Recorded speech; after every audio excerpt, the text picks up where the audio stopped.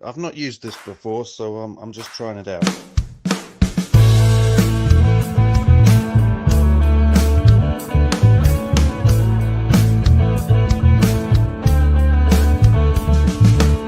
Hey man, it's been too long since we sat down and that just feels wrong. Allow me to give my head a shake, open my eyes and fix a mistake. Do you wanna come over? Just like the old times, we'll hit pause and then hit a rewind. You wanna come over? Just like the old days, and we'll watch the time just fly. Hey buddy, no strangers here. These times I hold them dear. My door's open, so come on in. This was great, let's do it again. Do you wanna come over? Just like the old times, we'll hit pause and then hit rewind. You wanna come over? Just like the old days, and we'll watch the time just fly. Do you wanna come over? Just like the old times, we'll hit pause and then hit rewind. You wanna come over? Just like the old days, and we'll watch the time just fly.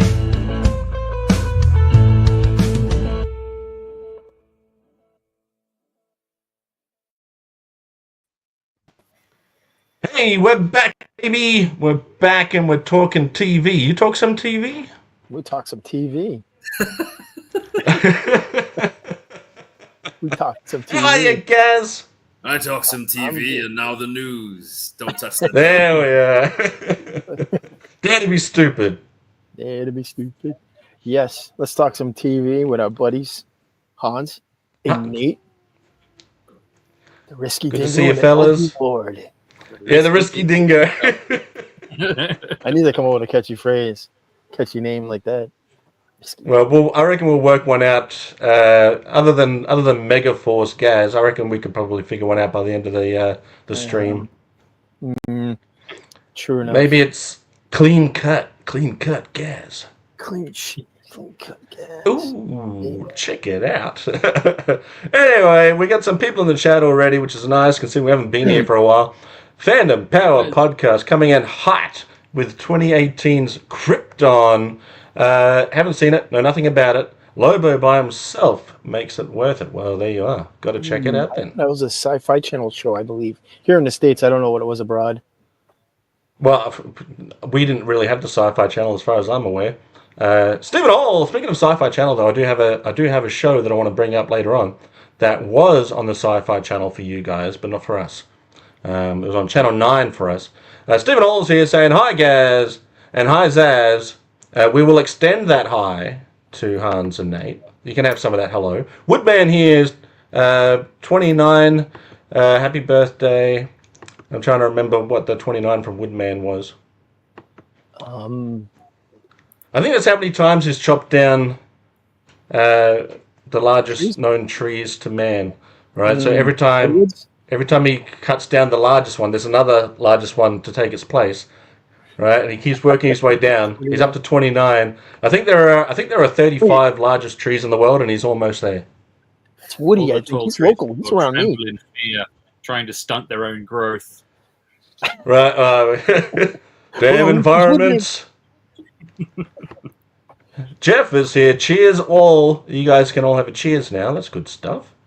So we're talking some TV today, which is great because we did he was 29 once. That's good. Happy 29th for when that was. I remember 29 vaguely.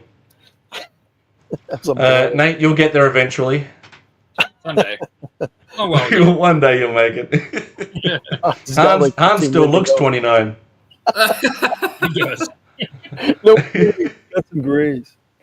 Oh dear. Adam will be joining us later.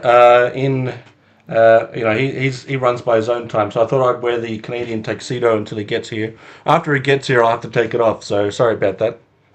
It's not going to be a good look. Please, remember, this is a kid's show. Yeah.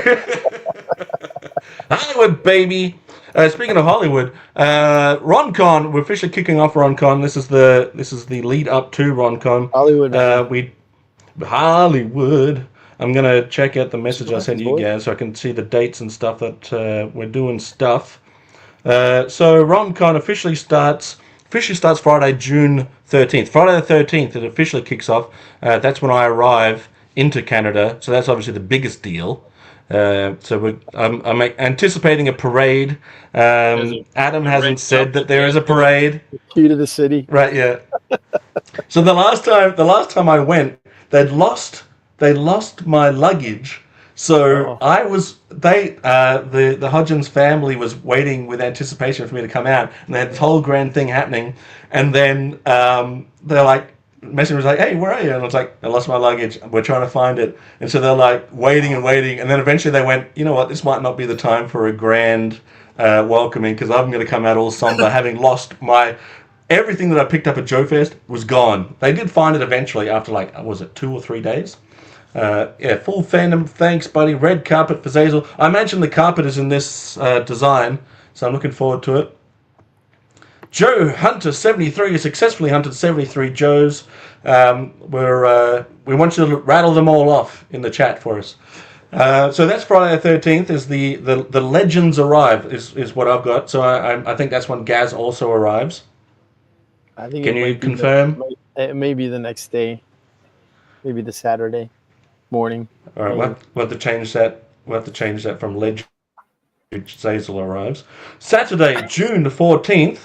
We're going on a market toy hunt, and then in the evening we're having a campfire with Fandom Power podcast. What? So bring some marshmallows. Bring the longest stick you have. Don't sit too close to the fire. Don't play with your food. Michael. We can all use the same stick. You know what?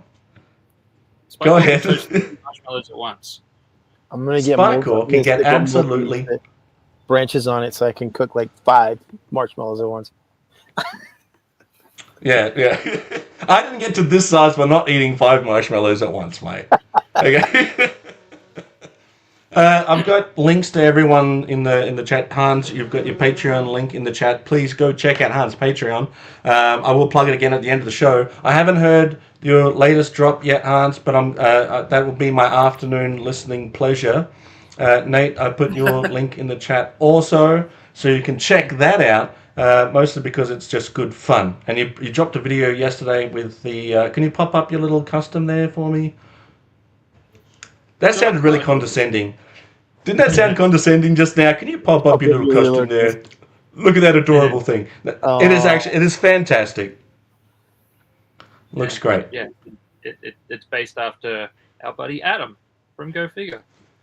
And it's not even finished yet. It's not even finished yet. Part 3 coming. Who knows when? Yeah, when you're good and ready. All right, so we're catching up with Fandom Power Saturday evening, June 14th, after our toy hunt. So if Adam decides that we're going to do a little stream at the campfire, we might be able to show off some of those toys. We might record something. I'm very bad at social media for a start, but I'm very bad at recording things for the sake of content. I went to Japan and I filmed absolutely nothing. When I went to Joe Fest last time, I filmed absolutely nothing. I just went and enjoyed the experience, and I've got all the memories up here. I only took a few photos at Joe Fest. I mean, that's take a lot more, but I'm too busy having fun. That's right, and that's what I was doing. I was collecting memories, not camera footage. And the same thing happened at Japan, and the same thing would probably happen at RonCon. So everyone else get their cameras out. I had to rely on other people taking photos so that I could have photos of me with them. Then after that, Sunday, June 15th, we're doing Dungeons and Dragons at the Goblins and Goblet, whatever that is. I don't know. So, I think I've only played Dungeons and Dragons once. Well, we're about to do it with. I'm not sure. You've done it twice. We have to create a character. That means, you know what that means? That means Sergeant Slaughter and Ace Hunter are going to invade Dungeons and Dragons. Yes! Oh! Yes! Brilliant idea. Great. And then the Monday, June 16th, it's Zellas with the fellas at the Ron store. Well, so we're going to do so. Well, it's in the spirit of Zellers. Because I don't think Zellers is around anymore. In the spirit of Zellers, we're doing Zellers with the fellas at the Ron store. I'm hoping, Gazz, that you'll have your own Ron story to take away. Because Adam has one, I have one. I'm hoping you'll have one. We'll have to... Fandom's joined a Dungeons & Dragons game this week. Well, get out of it. Get out of that one and anticipate... Or get some XP and bring it to... I don't know how Dungeons & Dragons work. But yeah, cool. Good stuff, buddy. Stay in it. It's all right. But the Ron store is going to be Monday, June 16th. We'll have to contact Phil and Nate because they're part of the Zellers crew and make sure that they can be a part of that. Hans, I keep forgetting you're not going to make it to Canada because you were originally going to try. So we'll have to get you on board too. I really want 3 to. phones on sticks. Right. And maybe like You're- one of those little grabby hands attached to mine so that I can pick up toys. Yeah. Yeah, Well- that'd be awesome.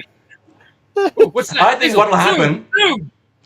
I've got an idea. We can Android Krang this thing. If we stick a phone to our chests, I can have Nate, Gazz, you can have Hans, Phil can be attached to Adam. We'll walk around going, tell us where to go. And see, I think this might work. We'll have those grabby hand thingies, those robot hand thingies with the trigger. Yeah. You're like, oh, grab that right there. That's not working. And this is the biggest technology that we have. So, that's good news. We might have some other special guests joining us at RonCon.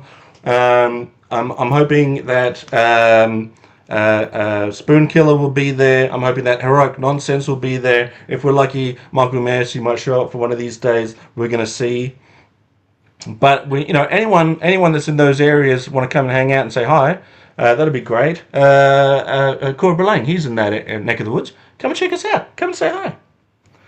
Monday, go ahead. Don't worry, your name doesn't have to be Ron to go to RonCon. We can legally change your name to Ron for the event. Now, it's going to be hard for those that are arriving with passports to try and get back out again, because we will have to change everything. But you will be supplied with a new passport, a new identity. Say goodbye to your family. It's a whole lifestyle. It was nice knowing you. Someone walking around with a name like Zazel shouldn't really mind changing it to something like Ron anyway. This is Ron. Yeah. You're going to get a complimentary flannel. Yes, exactly. Yes, that'll happen. Mustache. Free mustache. glue on beard. No, it's the flavor saver for Ron. Ron has the flavor saver. The mustache is Sarge. We can't get those two confused. Monday, June 16th in the evening. So after Zellers with the fellas at the Ron store, we'll have Swamp Thing Returns commentary live stream. So we're going to check out Swamp Thing Returns, and we're going to do a live commentary on it. Is that with And then Heather Lockley, or is that with Adrian Barbeau? Oh, I hope so. We'll find out. Adrian We'll see. Barbeau, I think it is the second one. All right. I didn't do any investigating on this one, unfortunately. I've done zero homework. And then Tuesday, June 17th, is the RonCon to Joe Fest live stream.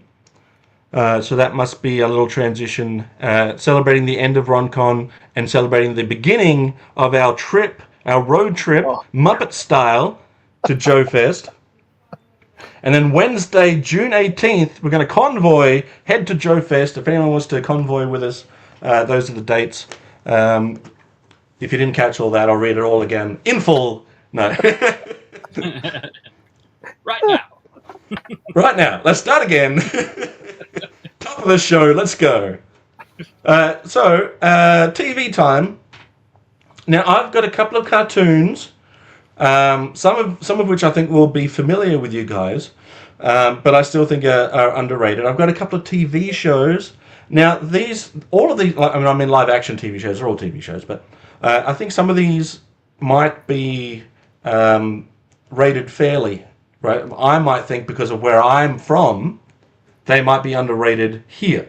You guys might go, well, they blew up here. This is great. And I'd be like, oh no, is everyone all right? And you'll go, no, I mean in the sense that they got really, really famous. And I'd be like, I was just kidding, that was a really bad joke. So we'll get to that when we get to it. That in itself is a really bad joke.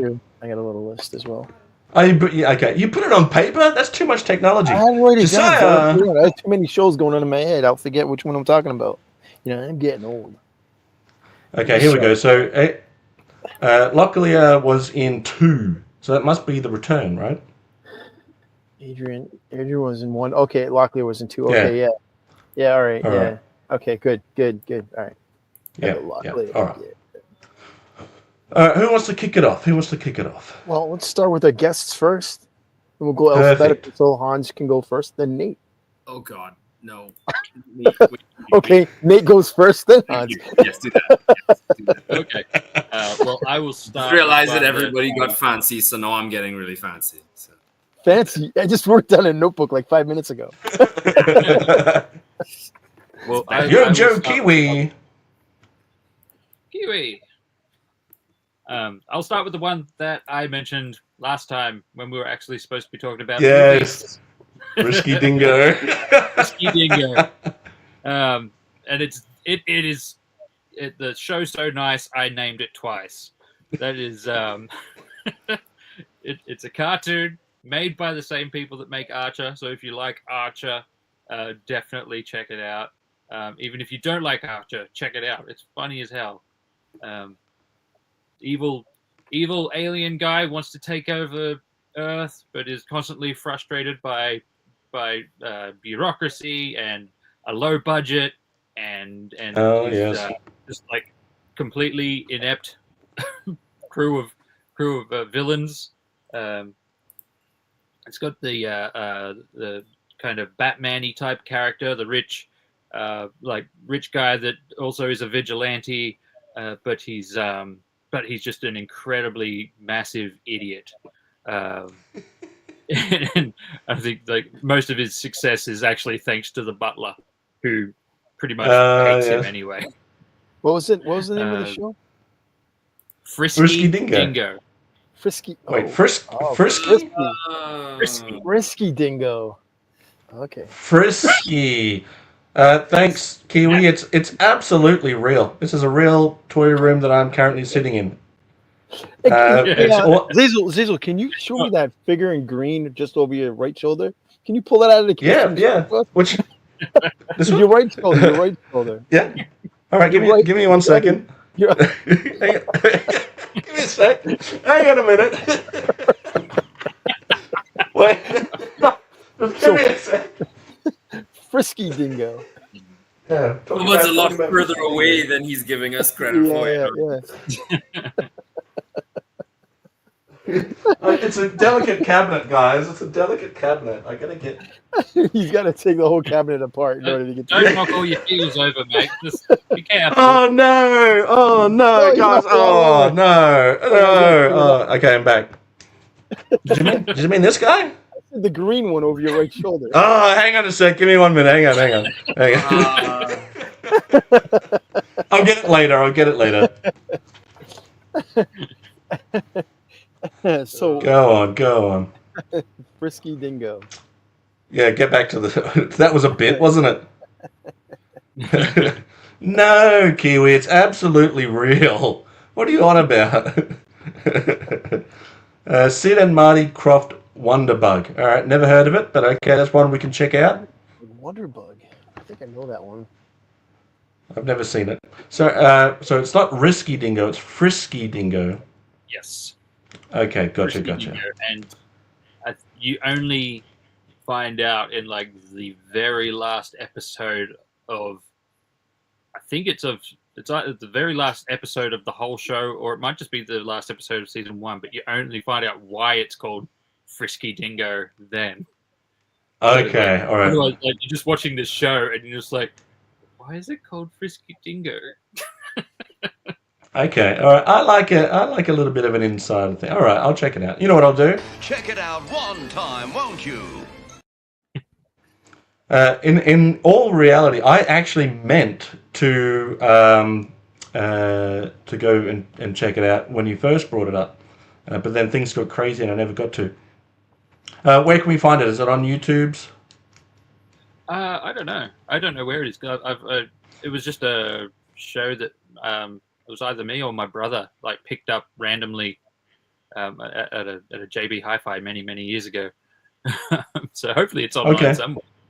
I was Yeah. gonna- I'll have a look.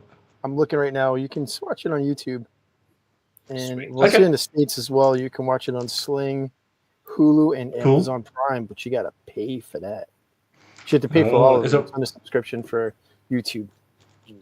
Oh, okay. Okay. How Um, exorbitant are the prices, even just to rent things on Prime? That's that's just what pain. gets me, right? Is that you pay for it. I was watching a video on Prime yesterday, and it had ads for the first time. I was like, "What? Am I not paying enough that I don't have to worry about ads?" Like I felt like I was paying a pretty premium price. Yeah, like ads don't bother me, but I wasn't paying for TV before. Like I'm paying for TV Yeah. now.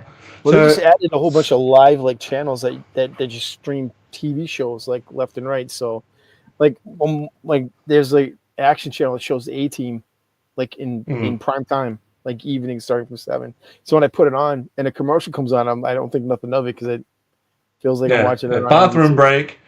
Run Yeah. to the fridge quick. It's starting. Yeah, I miss those days. Yeah. Run, you're gonna miss it.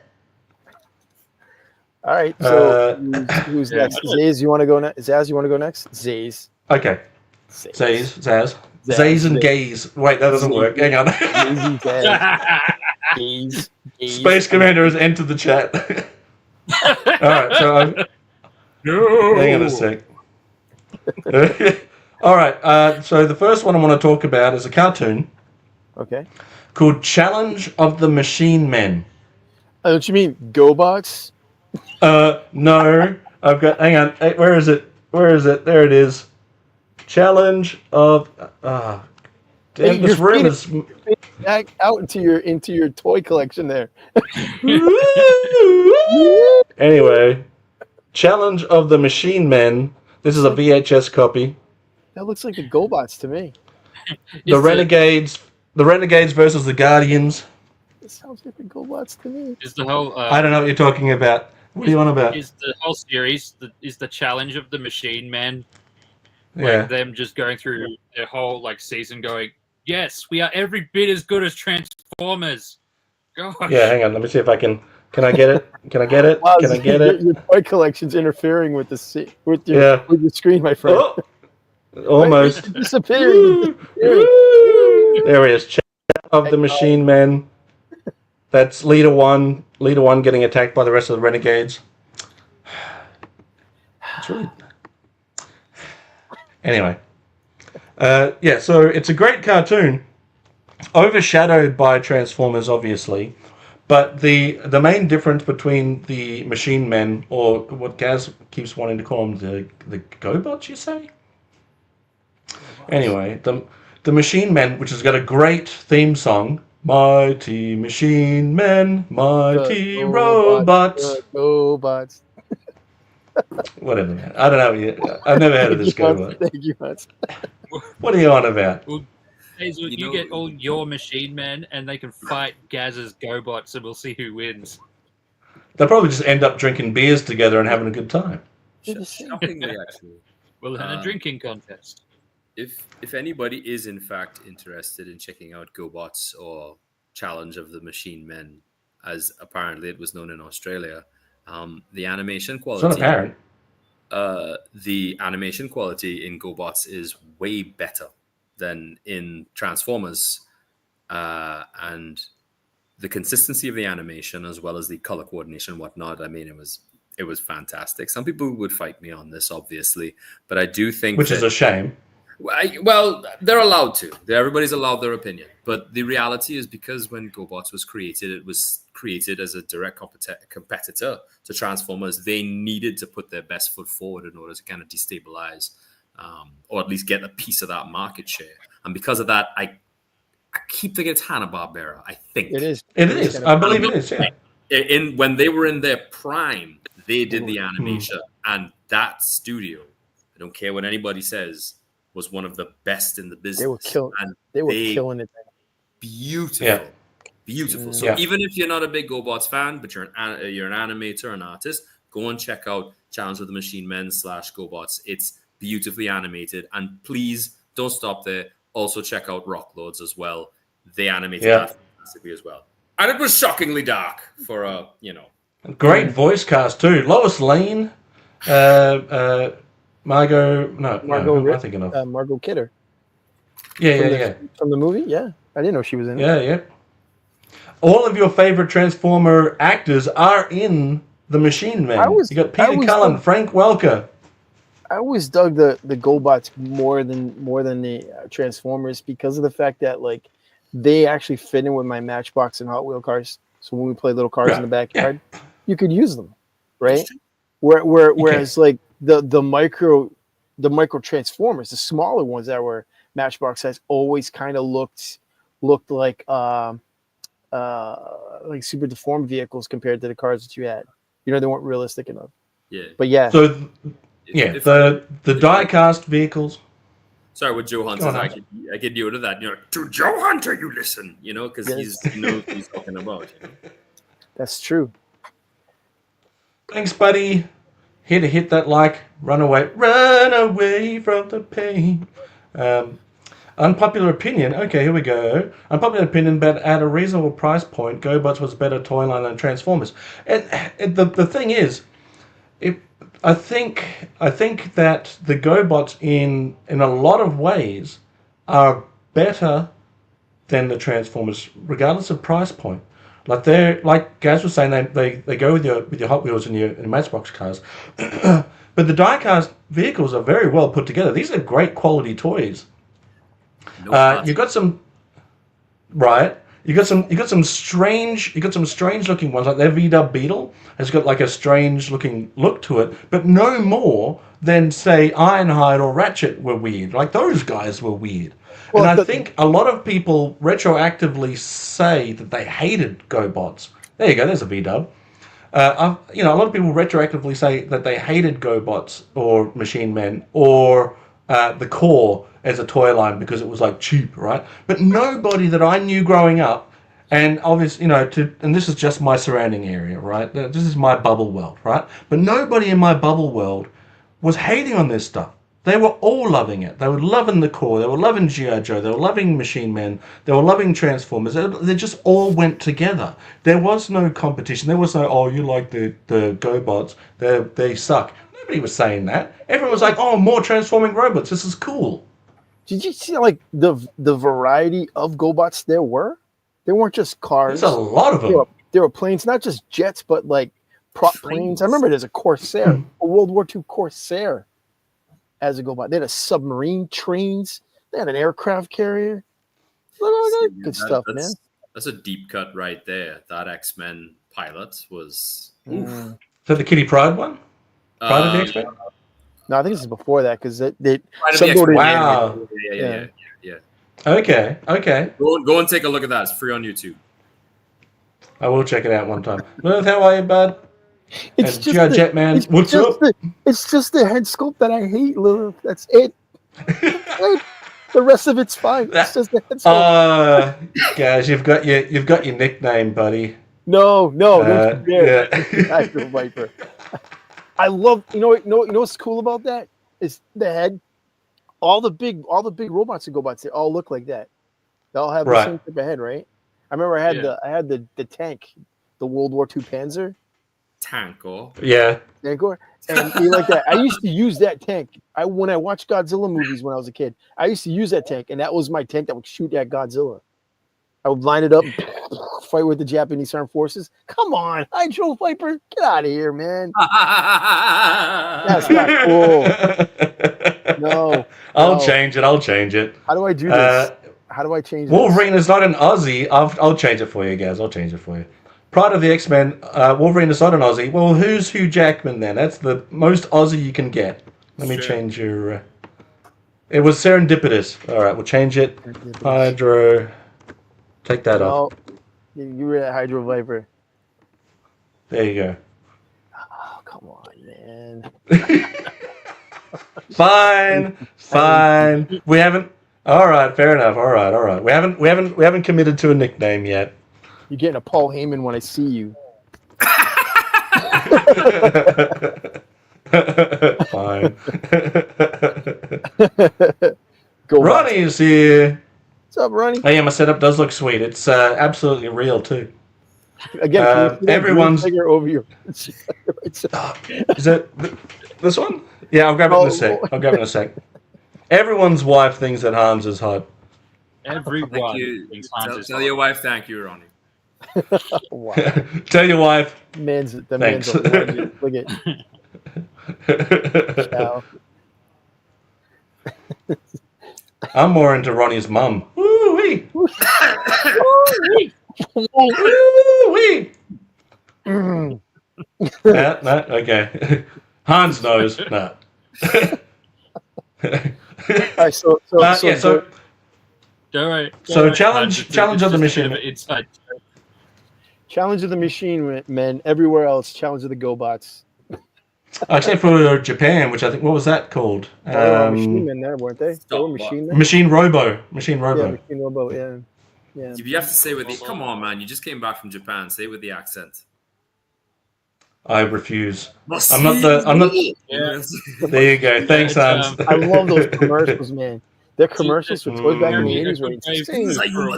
Machine Robo.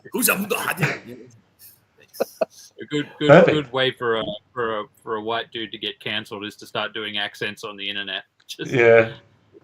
I will talk about someone's mum, but I will not do an accent. Eyes on small facade. Okay, so I'll leave that Hans, to Hans. so let's hear Hans's first pick or pick. Well, I got two. You can have more than two if you want. Can I just share my screen? Yeah, you should Yeah. be able to. Don't. You can do our technology where you just hold something up and be like, look, this is it. Even mine isn't doing that so well these days. All right, here we go. Oh, there we go. So this is one of my favorite comedies, and I don't think a wow. lot of people know about it. It's actually Same. original. I'm familiar with it. You're familiar with it, yeah. Yeah, I love Black Books. Oh well, I didn't know that. You see, I'm not familiar with it. Okay, so it's a British comedy. It's set in England, obviously. The gentleman in the middle is a fellow named Dylan Moran. He plays Bernard Black, who owns a bookstore, and basically through all sorts of nonsense, he and his two friends. One of them is Manny, who's played by Bill Bailey, another fantastic comedian, and Fran, who played by Tamsin Gregg. They go through all these crazy hijinks, as any sitcom should. Dylan he plays one of the most hateable Irishmen, I suppose. And Bill Bailey's character, Manny, is just a very amiable gentleman. And Fran is, of course, your natural, encouraging friend. It's not polluted by any relationship nonsense. It's not polluted by anything overtly kitschy that you'd expect in modern day comedies. And more than that, it's very short. It's only 14 episodes, which in England apparently is 3 seasons. So, Yeah. Right, that's more than most get. Usually it's Right. 2 seasons. So 13, it's got 3 seasons, and in grand total it's 14 episodes. And I actually think the last episode, it actually ends the series. It caps it off, and it caps it off perfectly. And more than that, I saved a lot of. So that's Bernard Black, Dylan Moran sitting down. That's the face. If you can always see in front of him, there's always cigarettes and always wine. Okay. This is Manny's face for the entire thing. He's always confused and or scared. Last but not least, there's Fran giving us a nice smile. But more than that, funny enough, it's got tons of stars that you wouldn't think about. So there's Nick Frost, who plays a door repairman. There's Simon Pegg. Of course, you can't have Nick Frost without Simon Pegg. And last but not least, everybody's second favorite Hobbit, Martin Freeman, and they're all in the That's show. episode 1. That's episode 1. That is episode 1. Absolutely. There's a man who knows his Black's books. And that's all I wrote. But I did. Well, I did bring a second series, but we'll talk about that after. You first. So Martin Freeman, I quite enjoyed from his breakout role in The Office, and The Office itself only got 2 seasons and a special. Faulty Towers, another great, brilliant show, 2 seasons. What else only got 2 seasons? Probably. I know him from Sherlock. I think it's Sherlock. Yeah, Sherlock. He was also in the Marvel movies. Yeah, Fargo, The Hobbit. Yes. So he's really getting a name for himself. But again, not the main guy. I know this show. I've seen some episodes, but I haven't seen the entire series. But it wouldn't take me long to do it. As Aussies, we get a lot of the British comedy stuff. It's free on YouTube. And I will go check it out. I think a lot of British comedy is the dry humor, the satire, they're not afraid to poke a little bit of fun at themselves. The Brits know how to do good comedy, that's for sure. Monty Python, who doesn't love a bit of Monty Python? The short seasons drive me nuts, though. Although it's probably a blessing because they don't go long enough to go bad. Right, and they can finish them right. Yeah, they give it the right ending. Interestingly, and I think everybody should take this into consideration. Rowan Atkinson once said about British comedy versus American comedy. He said, in American comedy, the comedian is always the man in the room with the biggest penis. He's always the man who has all the answers. He has everything. He's very confident, and everybody else is an idiot. In England, the comedian, the good comedians, are always the gentleman with the smallest penis, in addition to which they can't find it. They've left it at home. So you have very different, distinct types of comedy. And I actually find the British comedy to be way more endearing because I've felt more insecure throughout my life than I have felt actually secure. So the situations that they go through and the empathy I feel towards it, man, I love it. I love it. It's The just, goodies. it feels better. It feels better. And it also very much buys into that. If anybody's ever gone to an acting class, that all comedy is based on suffering. So it very much dives into that. And I do think, those are the kind of things that unfortunately stick with us. Fortunately or unfortunately, depending. Yeah. The good thing about British comedy too is that there is such an eclectic group of individuals, yet they all get together and it still feels united, like a group united even with their differences. If only the real world were so. Yeah. What's this? Ben Stiller directed it, starring Jack Black, Owen Wilson, and Owen was the voice of a motorcycle. Okay, well, what was the name? Anyway, it was called Heat Vision and Jack. Heat Vision and Jack. Heat Vision and Jack. Okay. Oh, Well, I'm intrigued. yeah. It's definitely worth a watch, and you can kind of knock it out in an afternoon if you feel so inclined. If not, it's episodic, only down to the end as the episodes kind of connect together. But if you reach the end, you gotta watch it through. It's only 14 episodes. The second one that I brought up, and it's a bit of a cheat almost because I find it's more like a television series myself.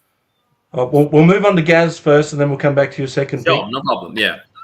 I was getting excited. I want to hear what you got to say. I got to follow I it am up. too, but I'm going to follow that up with a late 70s, early 80s cartoon show. Love it. Bring it back. Total whiplash. Just bring it back. Bring it back. There's only one of 2 cartoons that I actually have listed on my list. This one is The Adventures of Flash Gordon, done by Filmation. So just before they hang on a sec. Let's have a closer look at it. Woo! Just before they did He-Man, they did this. Yes. in the same style, and it's just classic adventures of Flash Gordon. Basically, their version of the story goes the manga or whatever. There's a version where it starts off in World War II, and there's like Nazis invading a town, and that's how they make their escape. Okay. And it's a cool rocket ship, but I think it's highly underrated. I usually bring this up, and people don't know what I'm talking about. And I kind of feel like they took some of the ideas from this, and incorporated it into Motu. Like Mongo, the way Mongo is, with all the different like races and lands and stuff like that. I kind of feel that they use some of the inspiration of that to throw into like Eternia and all that, which is kind of cool. And I mean, if you think about it, it is swords and laser guns used in this. No, it's not just that, and a little bit of that stuff. Well, the only Flash Gordon I ever saw in cartoon form was when he was with the Phantom and that was Defenders of the Earth. Yeah, Defenders of the Earth. That's the only one I saw. Of the Earth, which is a great cartoon. It's a great cartoon. Once again, back from the era where those studios took a lot of pride in animation. Yeah, they really put their backs into it. Now we just and this one, I think it's available on YouTube. I think you can see it on Tubi. It's available on there. I think if it's not on Tubi, it's not to be. Not sure. Yeah. But I mean, it's very good. It's very good, and I think it came out just before the movie as well. Which movie? The great Flash Gordon movie. Flash Gordon movie. Yes, From the Row of the Universe. That one. Yeah, that one. Yeah. But this is based off the 40s, and the 40s stuff is really good too. If you watch some of the classic cliffhanger stuff from like the 40s, with Buster Crabbe playing Flash Gordon, who also played Buck Rogers. Also showed up with Buck Rogers as Lieutenant. I think what was his name? I want to say it was Lieutenant Gordon. I think that was his name, Commander Gordon, as flying. Right, that's Buck cool. Rogers ships. Yeah, so played two of the greatest heroes ever. Okay, next. No, that was a really good pick because I like Flash Gordon, but I don't know anything about this cartoon. So, and now that you're telling me it's in the same vein as He-Man or an early prototype to the Masters of the Universe, it's even more of a reason to check it out. Yeah. Right. Those old cartoons, there's a purity to the storytelling. Mm-hmm. Bad guys are bad guys, and the good guys are good guys. You kind of switch off your brain, you watch them, and they're just good, wholesome fun. And we don't. Everything nowadays, everybody's got to think way too much. Sometimes entertainment is just that, and Flash Gordon represents that purity. That's why Buck Rogers on those shows are always so appealing, at least to me. Yeah. Mm-hmm. Agreed. Everything's got to have everything's got to have nuance now, and a bad guy can't just be bad for the sake of being bad. Yeah, I don't want to feel bad for the bad guy. I need someone to hate. Ming is just a bad guy. He's just a straight out bad guy. Nice. He was. The only thing good about him was apparently his genetics, because his daughter. She looks good. She looks good in here too. Look. There she is right here. There she is right there. With the beard? That's like a proto-Tila. That's like a proto. No, not the guy. Hang on. Right. Hang on. I need a closer look. I've got old man eyes. There you go. Right there. She's like, He's looking up and he's like, "What are you wearing? Take that off." I mean, change. Put something more proper on. Girl, what are you doing? Your daughter might be walking around looking like that. No, you were right the first time. Take it off. Those Gazz held that up.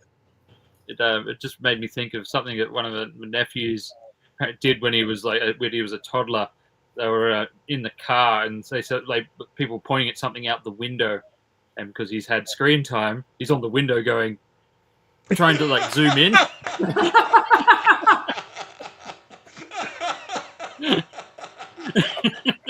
That's so good. Oh man, kids are so dumb. The inexperience. Oh gosh. Oh, sorry. I know you're a teacher, Hans. I've learned my lesson. All those old. I was looking at a Doug McClure movie the other day. Oh, which one? Gosh, the one with you can't mesmerize me. I'm British. Oh gosh. Oh, is that Journey to the Center of the Journey to the Earth? Center of the Earth. With Yeah, Peter yeah. Cushing. Oh, what With a Peter great Cushing. film. I was What just a looking great at that, film. and mentally I Doug was McClure. remarking that a lot of the women in those shows, they possessed a natural beauty Mm. that a lot of women possess now, but they don't think it's natural, so they change. And Yeah. that's the one thing, like all those older shows, so like Tila, Ming's daughter, Tigra from Ice and Fire, another movie that I'm sure a lot of people haven't watched. Frank Frazetta animation, go look at it. It's on free on YouTube. Anyway, all of them, they were drawn with realistic proportions, and they were, I'm going to use the words attainable beauty. And I suspect most women possessed that beauty when they were young. But now it's there's this eternal quest to kind of, make everything artificial and evergreen. And you can't do that. Your beauty will fade, the strength will fade and whatnot. And when it fades, you become dignified and your wisdom goes with it. And that's one thing that all those series always had. They always, in my opinion, portrayed, because even Flash Gordon was not like, he wasn't He-Man at all. He was, that's a football player's body from those days. That's just an active dude. Same thing with Buck Rogers. Buck Rogers was not like this swole, muscle-bound guy. He was, he's a guy, normal.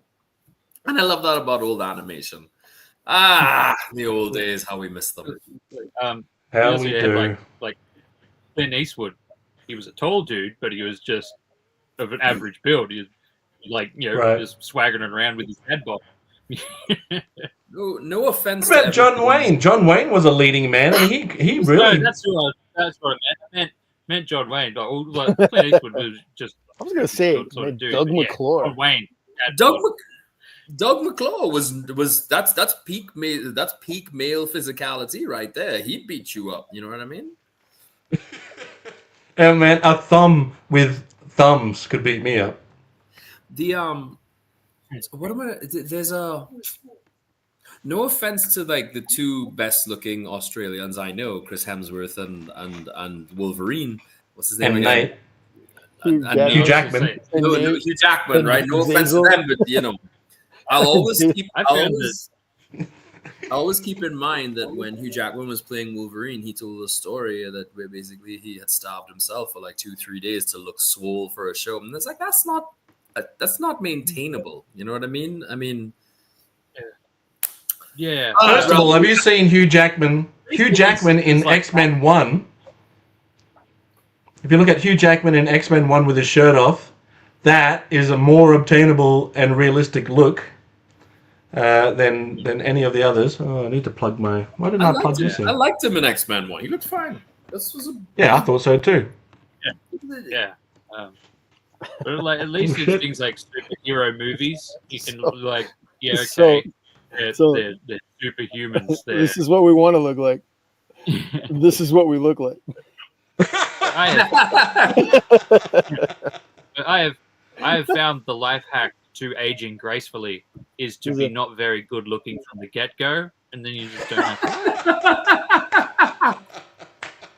to. Start off really weak and stay really weak. And then it's just like a strong line. I'm with you there, buddy. Even an out of shape, in shape guy from the 50s, which is a great Family Guy reference, even they are in better shape than me. Yes. Anybody watching, if you have time, go back and go into YouTube and type in high school America from the 40s gym routine. That's why they look like that. Those kids, those teenagers in the 30s and 40s, if you look at the gym routine they were required to do, because they were training for war, essentially. And they were all built extraordinarily.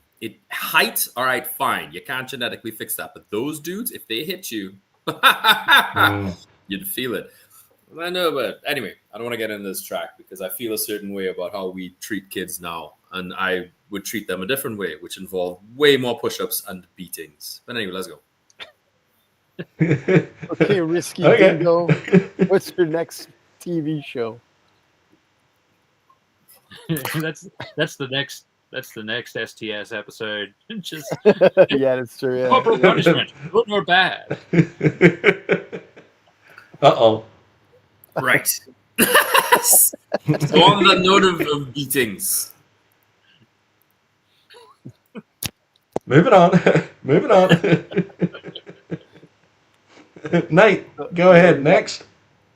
Next is another is a British comedy. So I wasn't sure if I was going to add this one because it is very popular within its niche, but I don't think it kind of made its way to the real broader community, which is the Mighty Boosh.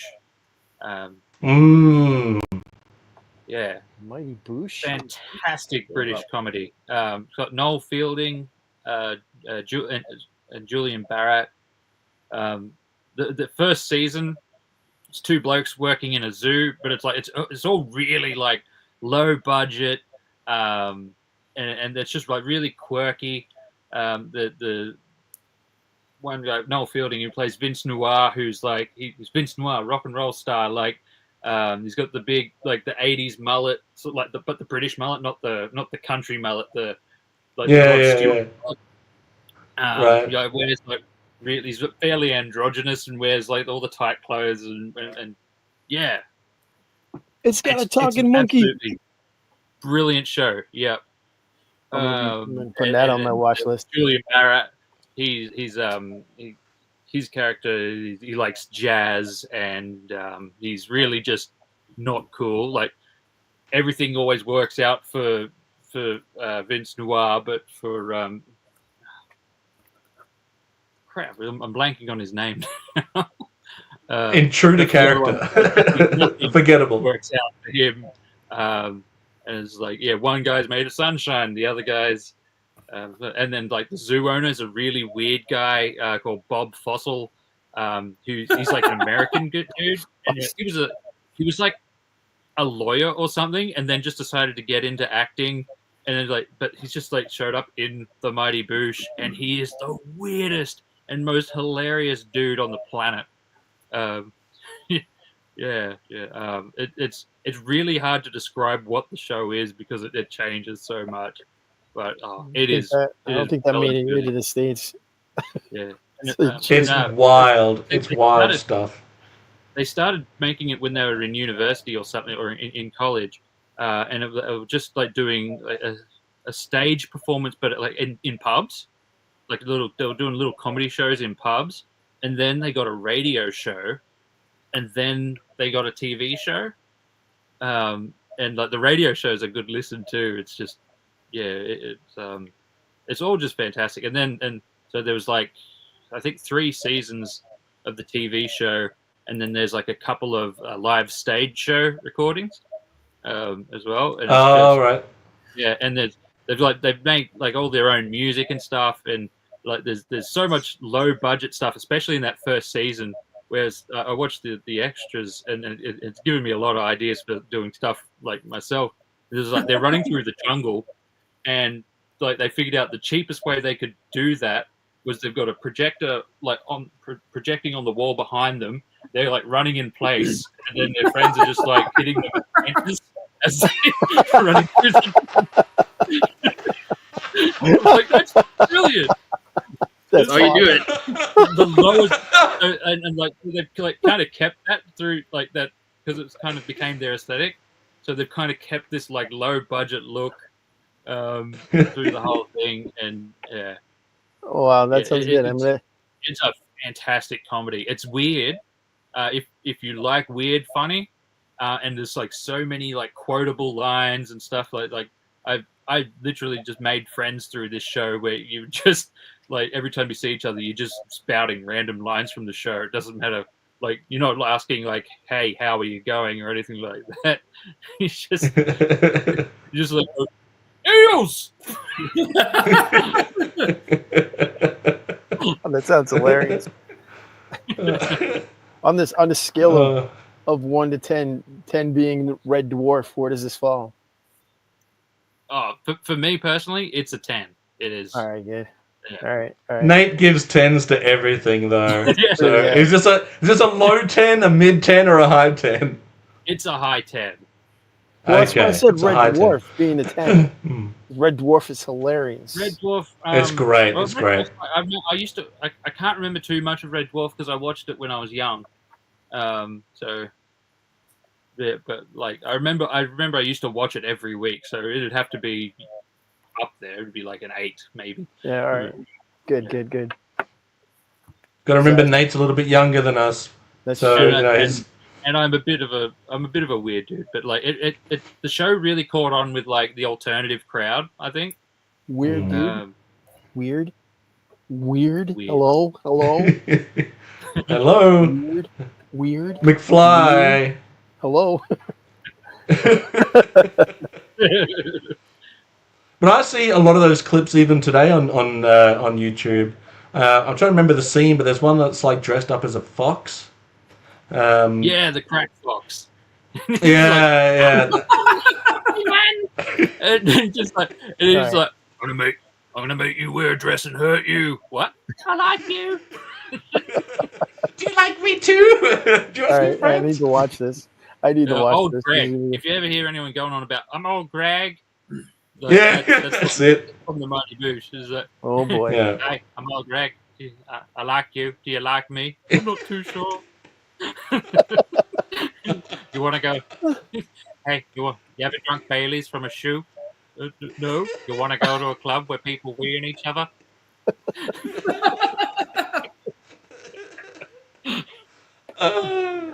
I'm not going back there again. Fool me once. All right. Anyway, the clips are great. I remember seeing episodes. I haven't seen all of them. I've just seen some of them, and I enjoyed them. I enjoyed them then. But I will have to go back and revisit it, or we can just have Nate just recite them all to us, and then I'll go through, refresh my memory, and we'll just do a Yeah, live yeah. stream with Just like the show. every episode. Episode 1 exactly. of the We'll Mighty throw Boosh. branches Let's at go. him. Yeah.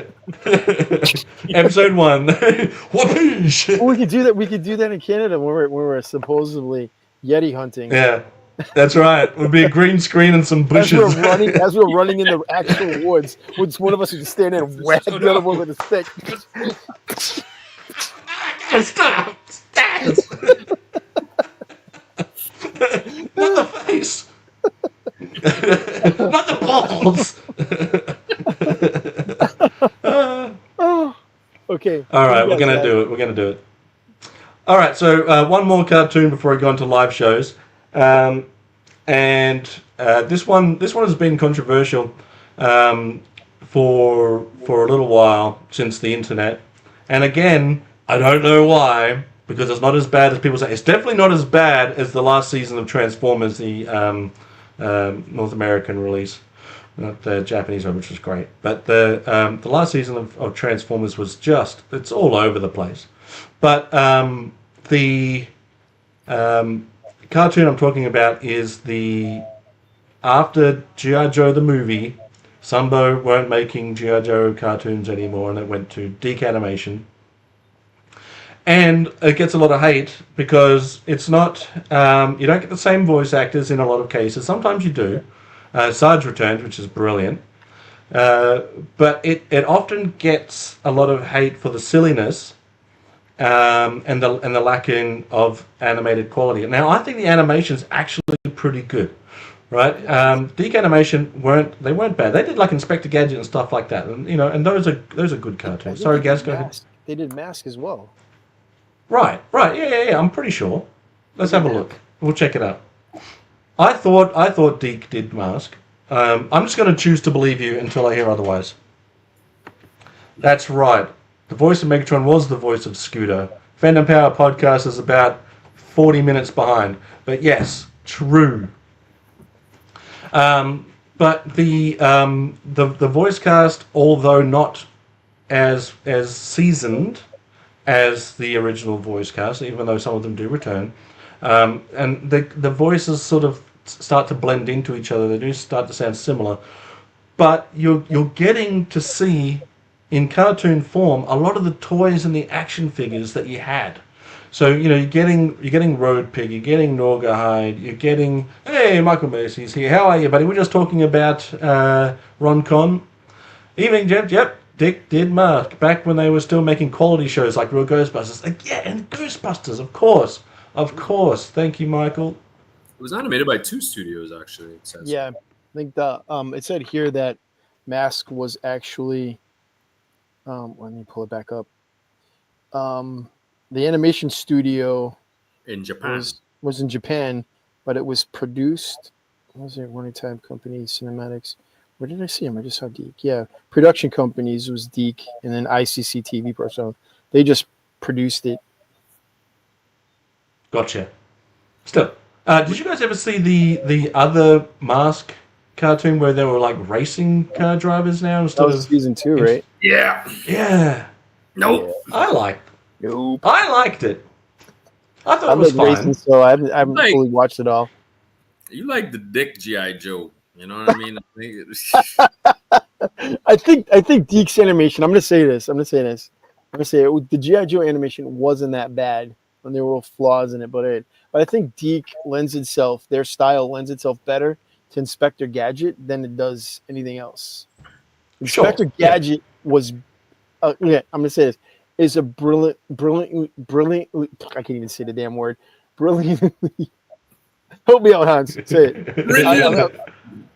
Brilliant. Animated TV series. It just looks great.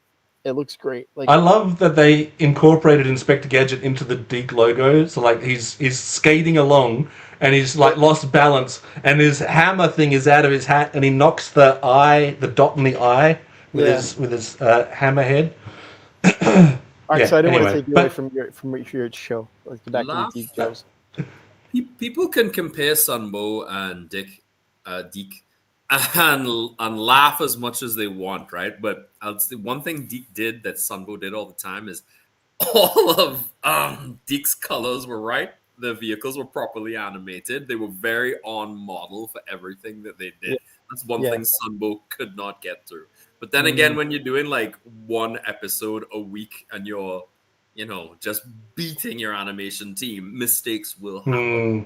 So the QC for Deke, because essentially Deke was so much into like the sell toys situation, because each of these things were really like advertisements for toys. Their model, they were very on model. So you have to give Jack a jacket. And the animation for its time was exactly what it was. The problem with Deke is the storytelling, in my opinion. Some of the episodes were really good. Some of them were really ridiculous. But if you go back in Sunbow's time, some of it was really good, and some of it was absolutely ridiculous. So Damn right.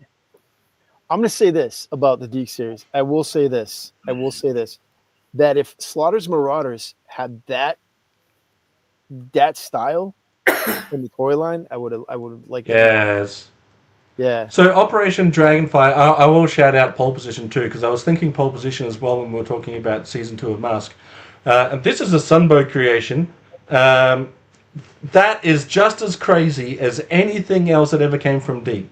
Now, for the Operation Dragonfire, the biggest thing I hear people say is that they hate the fact there's international heroes in the theme song. It's like, stop it. Just stop it. Yeah, Doesn't matter. That's just Right, well, we're international, so... Very tribalism, like... Right. But the Slaughter's Marauders look fantastic in that series. I think Operation Dragonfire is probably the best animated Deke G.I. Joe. And the storytelling, I think, is also... it didn't just reboot. Like, it continued on what happened after G.I. Joe the movie. Like, they start off in the Himalayas. They bring Cobra Commander back. They get rid of Serpentor. A lot of the Dreadnoks are now not to be seen. You still see Zorana, which is what keeps Gazz happy.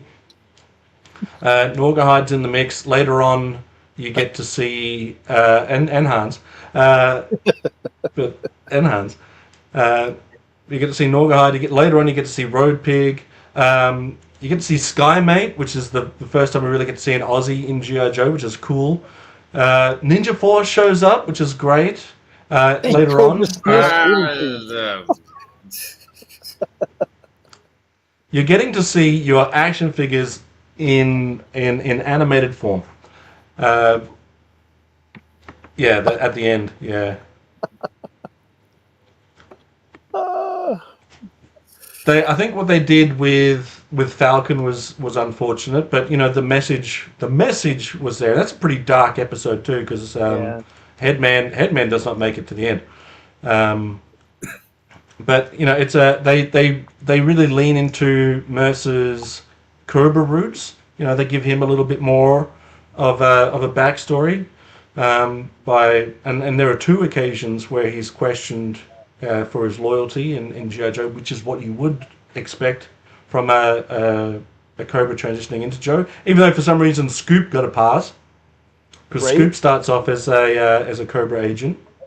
He's a Crimson Guard, isn't he? Yep. Yeah.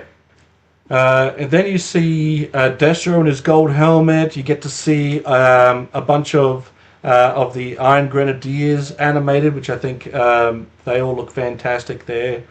I cannot think of a really bad episode where I wouldn't enjoy it. I think some of them are a little bit more catered to kids than others, and I think more so than Sunbow ever did. But still, there's not, I don't think, a terrible episode. I think they're all watchable. There are terrible episodes in Sunbow, but yes, Deke there are. The worst Deke was still better than the worst Sun to me. I don't know, the one with in the streets. The one with that annoying character that goes bang bang bang, and his grandma shows Metalhead, up. yeah, and his grandma shows up. Yeah, he's like outwitting G.I. Joe. I guess that's their Viper. The Viper is coming episode, right? I was just gonna say that. It's like the Viper is coming. Hello. Come on, it's the same thing. Sunbow didn't play football, American style football with vehicles, and Sarge is the ball. I will say this though, the contrast you had. So it's like Sunbow, they took some dark risks. Yeah, they did. And those episodes are always the ones I think most of us remember. But Deke didn't. The most risky episode to me was, of course, with the head man and with the drugs and all that sort of business. But I don't think, because of the way that the characters were, where they were all kind of one note, it didn't play as dark as it could. But because the Sunbow, as I said before, because each of the characters was way more 3-dimensional. I mean, that episode, I didn't know when I was a kid, but when the Lady J and Destro turned out to be distant relatives, and it was very Lovecraftian, and the ending was pretty, was pretty gray. That was a rough episode to watch, and only when you go back and you watch it again, it's like, wow.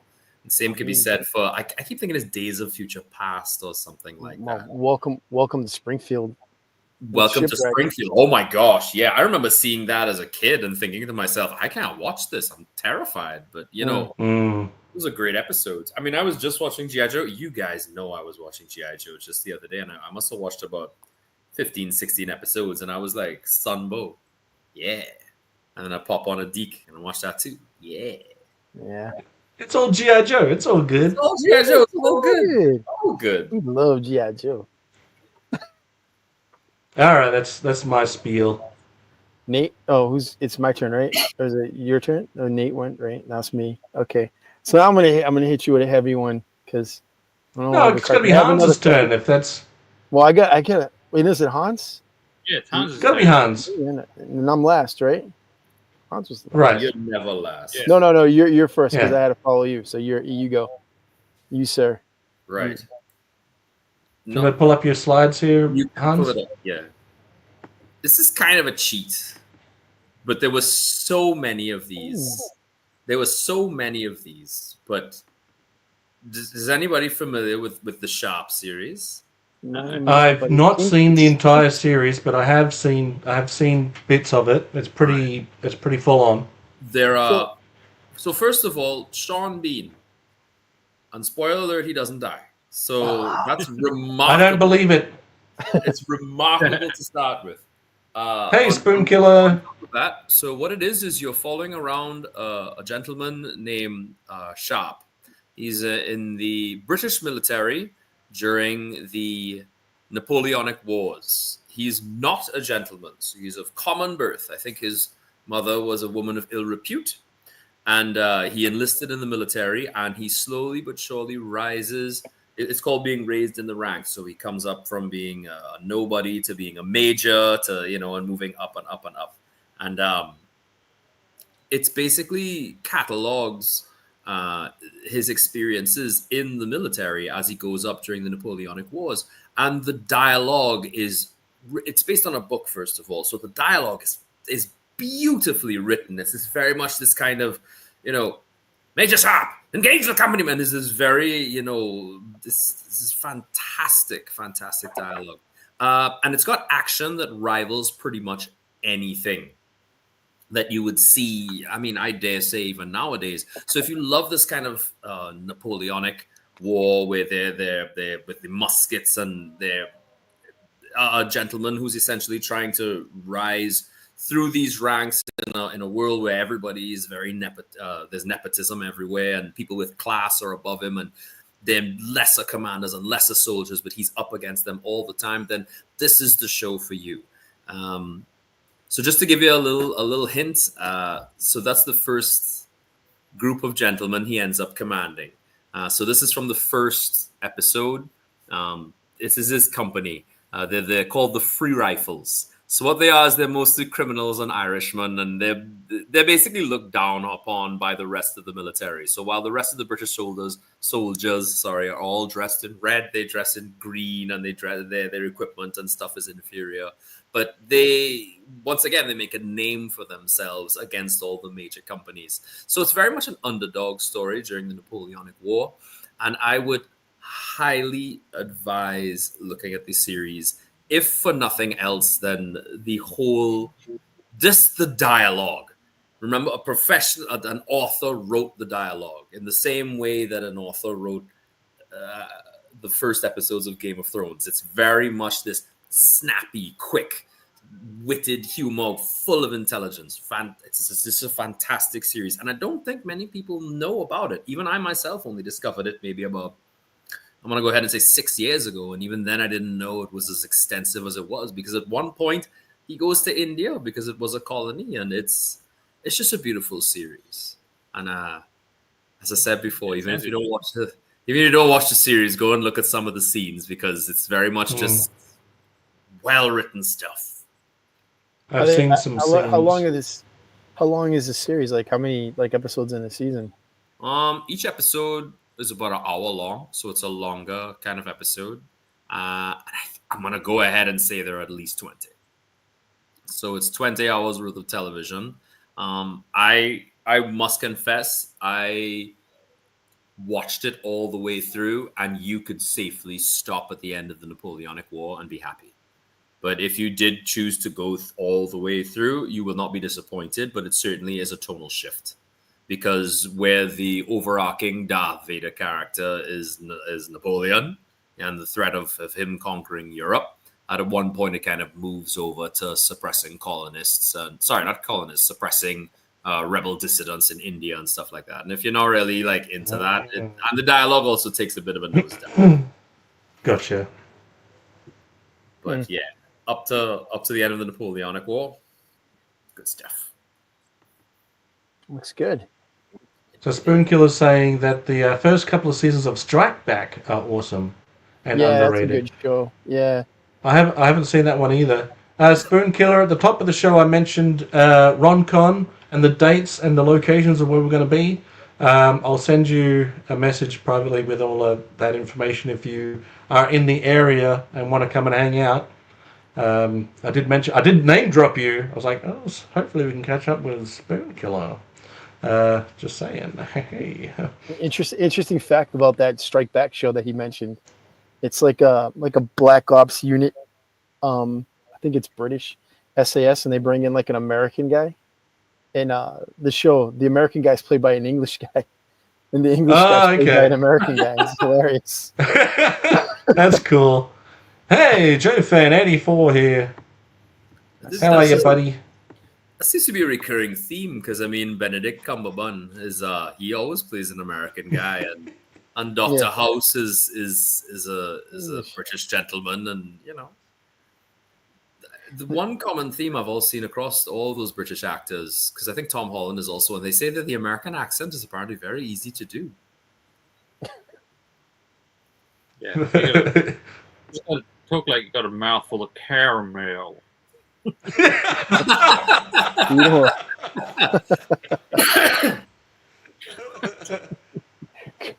Oh dear. that looks like an interesting show, Hans. I think I'm gonna give that one a watch too. Yeah, it looks Right on the good. list now. Watch the first episode. If you don't like it after the first episode, forget it. But I guarantee you, like, if you're like me, it's the same thing like Horatio Hornblower, if you know that show as well. Oh, I loved Hornblower. If you like Horatio Hornblower, you would absolutely love Sharp's Company. Well, whenever I see clips of it, I watch it. And it's the same with Band of Brothers, too. I've seen all of Band of Brothers, and I love that show. But if I ever see a clip of Band of Brothers, I will watch the whole clip. And then I might go back and watch that episode. I love that show. I love it. So good. It's the same vein. It's in the same vein as those two. Horatio Hornblower, Band of Brothers. It's very much war. And it's before people were like... I don't want to say it. I already made one fairly... Now do it. It's before everybody insisted they had to have an LGBT character and a black character, and it seems what's the word, period suitable. It's a period piece, and they kept it appropriate, and I like that. You know, Right. just give me more of that. You know. Well said. Well said. All right, Gaz. So my next pick is a mid-70s TV show. So in the time of like, you know, masculine men, heroes and stuff like that, this little show called The Bionic Woman came out. 3-season spin-off of The Bionic Man. Yes. A year after Wonder Woman debuted, TV show, which is a smash hit, right? In this little show, 3 seasons is all she got. But I think the reason why I think it's highly underrated is because, I mean, yeah, she's technically a superhero, you know, bionic arm, bionic legs, like just like Steve Austin. But I think it dives into like the humanity of people and like her humanity or compassion for other people, which is unique. I mean, Steve Austin wouldn't use a gun, believe the best, but there's something about this show that just makes you like, you know, you watch it and you can't stop watching. It's good.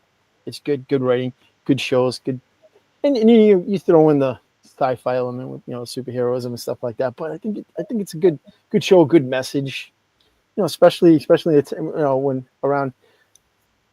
you know, it shows that, you know, a school teacher, ex-tennis player, could be a hero and loving person. And She was a school teacher in the show, yeah. I didn't. You see, I've never seen. She was a tennis pro, because they did a two-part Bionic Woman show in the $6 Million Man, where she has her skydiving accident, and then, you know, Austin pleads with Oscar to, you know, do what he did to him. So they do it, and she becomes an agent of OSI. A little more leeway than Steve gets, and she becomes a school teacher, like on I think she's at first on an army base or Air Force base or something like that. It's a really good show. It's really fun, really fun to watch, and more of a message than where the $6 Million Man's like all about action and stuff. You know, it's all about action. The bad guy, putting them in kind of situations like that. Hers isn't like that. You know, she's befriending like an ex-con who is trying to con her to help her, but she's like conning him in a way to change his ways. You know what I mean? Stuff like that. On the con. Yeah, so it's stuff like that. It's really good. It's good stuff. And I mean, like I said, a year before that, you had Wonder Woman out, and Wonder Woman is insanely popular. And it started off like Wonder Woman started off in like World War II. And I think after the first season, they went to like the 70s, like the modern times. And this came out just after that. I think it kind of got lost with the popularity of that show. And like I said, it only got 3 seasons, and I think it was really good. Well done. So I just want to shout out Josh's dad, who's watching. Wants to know what time it is there. So we'll go around. We'll go around the room. Currently, right now, it is 10:50 a.m. where I am. Nate, what time have you got where you are? 11:20 a.m. Hans 9:20 p.m. and Gazz. 9:20 p.m. You guys are on the same time zone. Nice. But yeah, we're all over the world, but still hanging out and talking TV. So there you go. So, interestingly, with regards to modern television versus a show from the 70s like Bionic Woman, is femininity was never played as a weakness. It was played for what it truly is. And so what you just showcased, or what you stated as your example, later Joe, what you just stated is essentially like the utilization of true femininity in a way to change people that doesn't require like a brute strength sort of situation. And I think the embodiment of masculinity and femininity, especially in those older shows, was very much on showcase versus what we have nowadays. There's not a kind of an agenda to kind of change it into something that it's not. And I think right. I think that's fantastic, you know. Well, they did do a remake of the show, The Bionic Woman. I think in the early 2000s, and it touches on some of the things, but it's more action based. You have I forget what her name is, the woman who played Buck Rogers, Starbuck in the remake of Battlestar. What's her name? Sackhoff? Yes, Sackhoff. She plays the in this remake. She plays the original prototype Bionic Woman, not Jamie Summers, but an original one that kind of went bonkers or whatever. And then you introduce Jamie Summers, who has like a little sister. She's not a school teacher; she's like a bartender, right? And she gets into a car accident caused by the original prototype. And I mean, it's good. It's more action oriented than the other one, than the original is. The original is more story based, a little more, a little more like that. But it's cool. I only one season of that. I don't even think it's one season. I think it's only like 13 or 14 episodes. Got cut short. Yeah.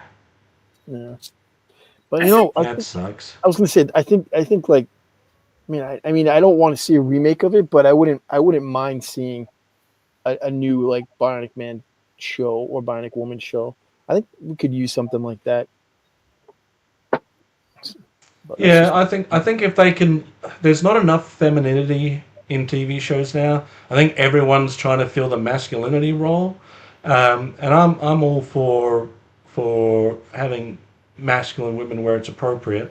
Like everyone loves Terminator 2, and Linda Hamilton, that's her name, right? In T2. Yeah. Right. She gets to that point out of necessity, right? And you would, like, if you survived the events of Terminator 1, you would spend that time to make sure that you are prepared. And by the time Terminator 2 comes along, it's like, okay, you believe that this is a natural transition. But I think they're too afraid to have a woman's touch. Well, I mean, it also depends on the show we're talking about. Like if we're talking an action-oriented show, like I don't know if any of you guys watch or seen SWAT. There's an original 70s show, and they have like a new version, which is really cool. The modern one, the one that's out now. I saw the modern one, yeah. Yeah. I think all those characters, there's female characters on the squad, but they got to be kind of, gung ho because of the job that they're doing. But they're also feminine characters in the show. But I hear what you're saying. I'd like to see it be a little more real to life. But again, it's a fantasy, and it's supposed to, take you places that normally you wouldn't see. Like we're not going to see a SWAT raid ever, right? Well, don't say ever, but you know what I'm saying. Or Bionic Woman, it's going to get him. I want a fucking bionic arm. Bionic legs. Yeah, sign me up. Yeah, ain't nothing wrong with me. Just sign me up, man. I'm good to go. The hand's still good. Do we keep it? Take it off. Take it off. Give me a bionic shit, man. I want that. I would argue that in Terminator 2, Sarah Connor was actually incredibly feminine. She acted tough because she had to, Yeah, but it's really her maternal instinct that drove her to become that thing. yeah, In the Oh same yeah, absolutely. Like they don't have you don't have to subtract your yeah, femininity to be tough. You can still have both aspects. I think she Both, does that yeah. well. Ellen Ripley as well, same thing. Like very feminine, but also has the masculinity needed for the situation. The Ellen Ripley one was also fantastic. I have to stop saying fantastic. If I ever say No, fantastic, it's fantastic, buddy. no, it's shut up, man. fantastic. It's fantastic. so so Ellen Ripley, for example, when she found out that her daughter had passed away and she'd lost the opportunity to be a mother, and she was then given Newt in Alien, spoiler alert, and she became more maternal in that aspect. She was surrounded by the Marines who were rough and tumble. Even Velasquez was not particularly womanly, feminine, and we got to see this kind of burgeoning mothering aspect, and it's not portrayed as something weak. It actually drove her to more heroism than some of the other characters actually did, and that's remarkable, and it should never be underplayed. Is that Michonne that Spoonkiller just mentioned from Walking Dead? That's how I'm reading it. Yeah. Yeah, that's what I'm reading. Michonne was also another example of a fairly feminine character. Femininity does not detract from a character. It never does. No. And a man who displays quote unquote feminine qualities is not less of a man. In fact, the ability to understand both is what makes a comprehensive and effective character. One-dimensional characters are fun in certain stories, but if you are looking for a more realistic character, they have to have aspects of both. And if you're looking for a fantastic story, you have one character who's incredibly one-dimensional played off against another character who's incredibly three-dimensional. And that contrast creates something fantastic. Damn it! Damn it, there's that word again. Speaking of fantastic, I can't remember the name of the character, but the tough girl, the tough woman in Aliens, the one with the big machine gun. Yeah. Right. So she played in Terminator 2 the foster mum of John Connor. Yeah. That's the same woman. Oh my god! That is the same woman. Yeah. And then puts their hand through the husband. And I think also in Predator 2. No, she wasn't in Predator 2. That was somebody else. She wasn't in Predator 2, but she was in Terminator 2, guaranteed. Who am I thinking of in Predator 2 then? I'm going to look Predator 2 up. I forget her name. She's been in a lot of stuff. But I know who you're talking about, and I can get where the mistake would come in because they look very similar. The one that the Predator spares because she was pregnant. I mean. Yeah. I'm wrong. Vasquez had she had to be macho. She had to be in the unit that she was in. She carried that big gun. She was macho. I mean, not to say, but she's not put on that. She's not gonna put on that feminine face for her teammates because she wants them to think, like she's one of them, right? But she shows she breaks her shell or breaks her guard, like right before she dies with the lieutenant, right? Gorman, yeah, exactly, and has that really heartfelt moment.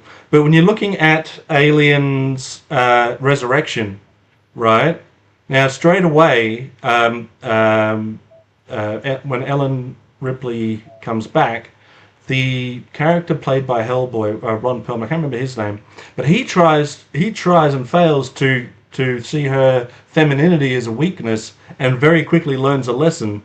And the same can be said for the android played by why am I forgetting Winona names Ryder. all of a sudden? Winona Ryder, right. Now she is to the and I think played expertly, is very sort of played as a weak sort of character, and that's what they. I was gonna say that's what they did in Buck Rogers, the series, right. where they took Wilma as being like the command of like the the forces, of Earth defenses, right? And then the second one, Right. she's like a communications officer wearing a mini skirt. You know, they wrote her off, which is one of the reasons why I mean I like season 2, but that's one of the things I can't stand about it because you know she's a strong character, she's a strong woman, she should be portrayed as who she is, not what Right. she what she's not. Unfortunately, That's a And shame too. that's one thing I find was never really explored in that's a hot take. I don't think it's ever been explored properly in any G.I. Joe media. I find the girl characters. I take that back slightly. Do I take it back? No. Yeah, I find not a lot of the female characters in G.I. Joe, despite having a lot of interesting stories, I don't think their femininity is particularly well explored. The only one I could think of maybe is Dawn Moreno, and Baroness is kind of her surrogate mother, but it happens. It's very quick and it's very short, and it's not enough that I would give them a hat and be like, "Congratulations, you've won that." And it's one thing. Jinx, femininity. I think Jinx Exploration. is. I think Falcon probably tries to explore her femininity, but I think Jinx is having none of it. Having none of it. well, I mean, if we're talking animated series, I think the closest femininity you see is the relationship between Flint and Lady J. But that's a Well, That's that's just the animated series, right? but that's just them kind of flirting. I'm talking about an actual exploration of femininity as a concept. You know, I mean, there's a lot of. I listened to one guy. I don't want to name his name. He was talking about GI Joe, and he said he didn't like it, and he named off his reasons. He said it was too macho, it was too this, that, and the other. And I was kind of like, I think you're wrong, but I do see some of the points that you're making, and I bring it up once again now. I don't think that the feminine aspect of because listen,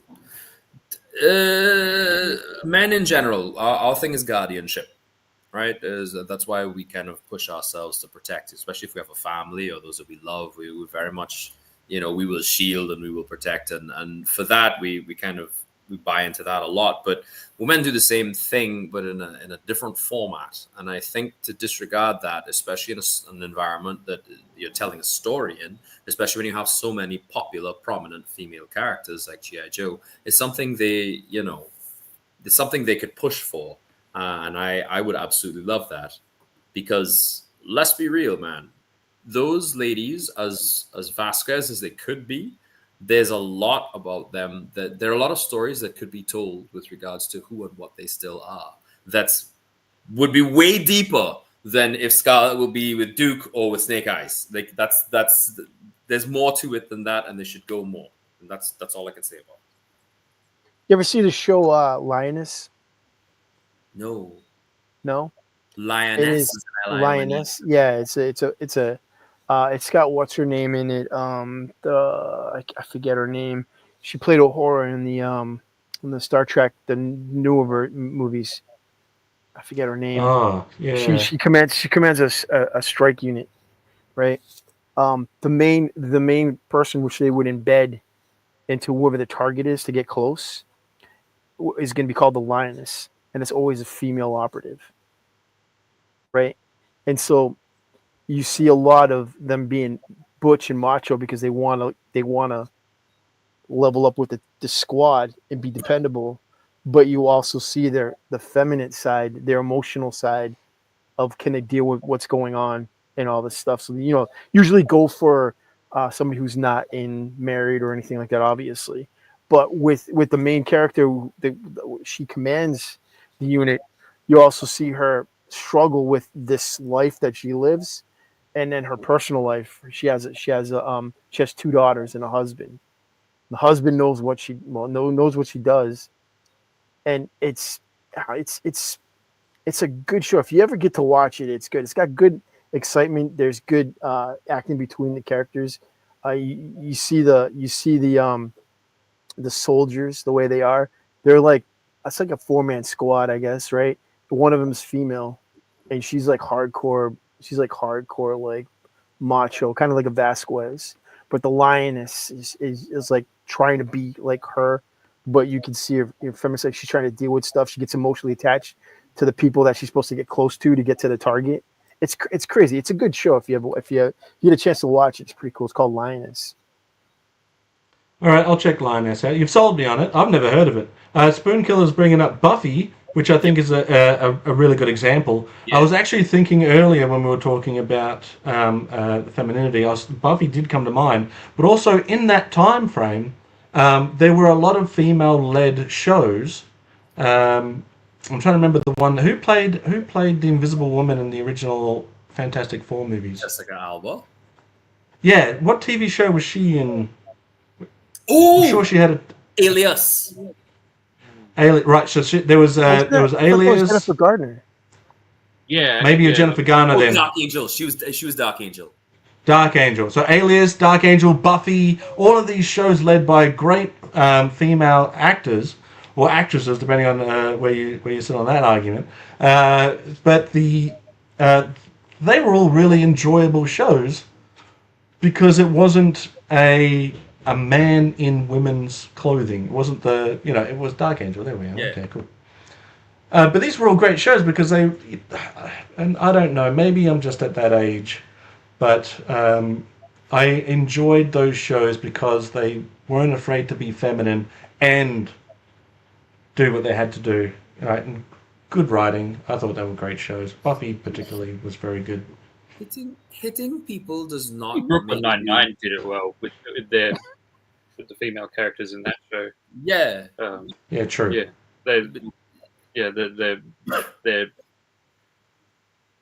they're not trying to be men or anything like that. Yeah. They're badass women, but they're Right. still feminine. Yeah. Hitting people does not make you a strong character. I mean, we're all strong men, and I haven't hit anybody in a long time. The last person that hit anybody was Zazel. He hit Phil in the foot, and that's all. That's the only thing we know. It had been too long between hits. It was too long between hits. I had to get one out there. He was aiming for the face. Got the Yeah, I'm no good. Wait. I played it off. What show had a Pontiac Aztec in it? Dark Angel?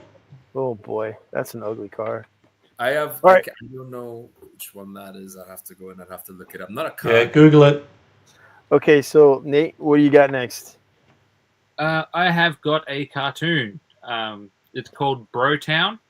It's a Yes. it's a New Zealand comedy cartoon, and I was a teenager. I was walking through the DVD section of my local Big W, and I saw this cartoon, like the Brotown, and the little quote on the cover was "The Simpsons of the South Pacific," and I was like, "Well, that sounds good."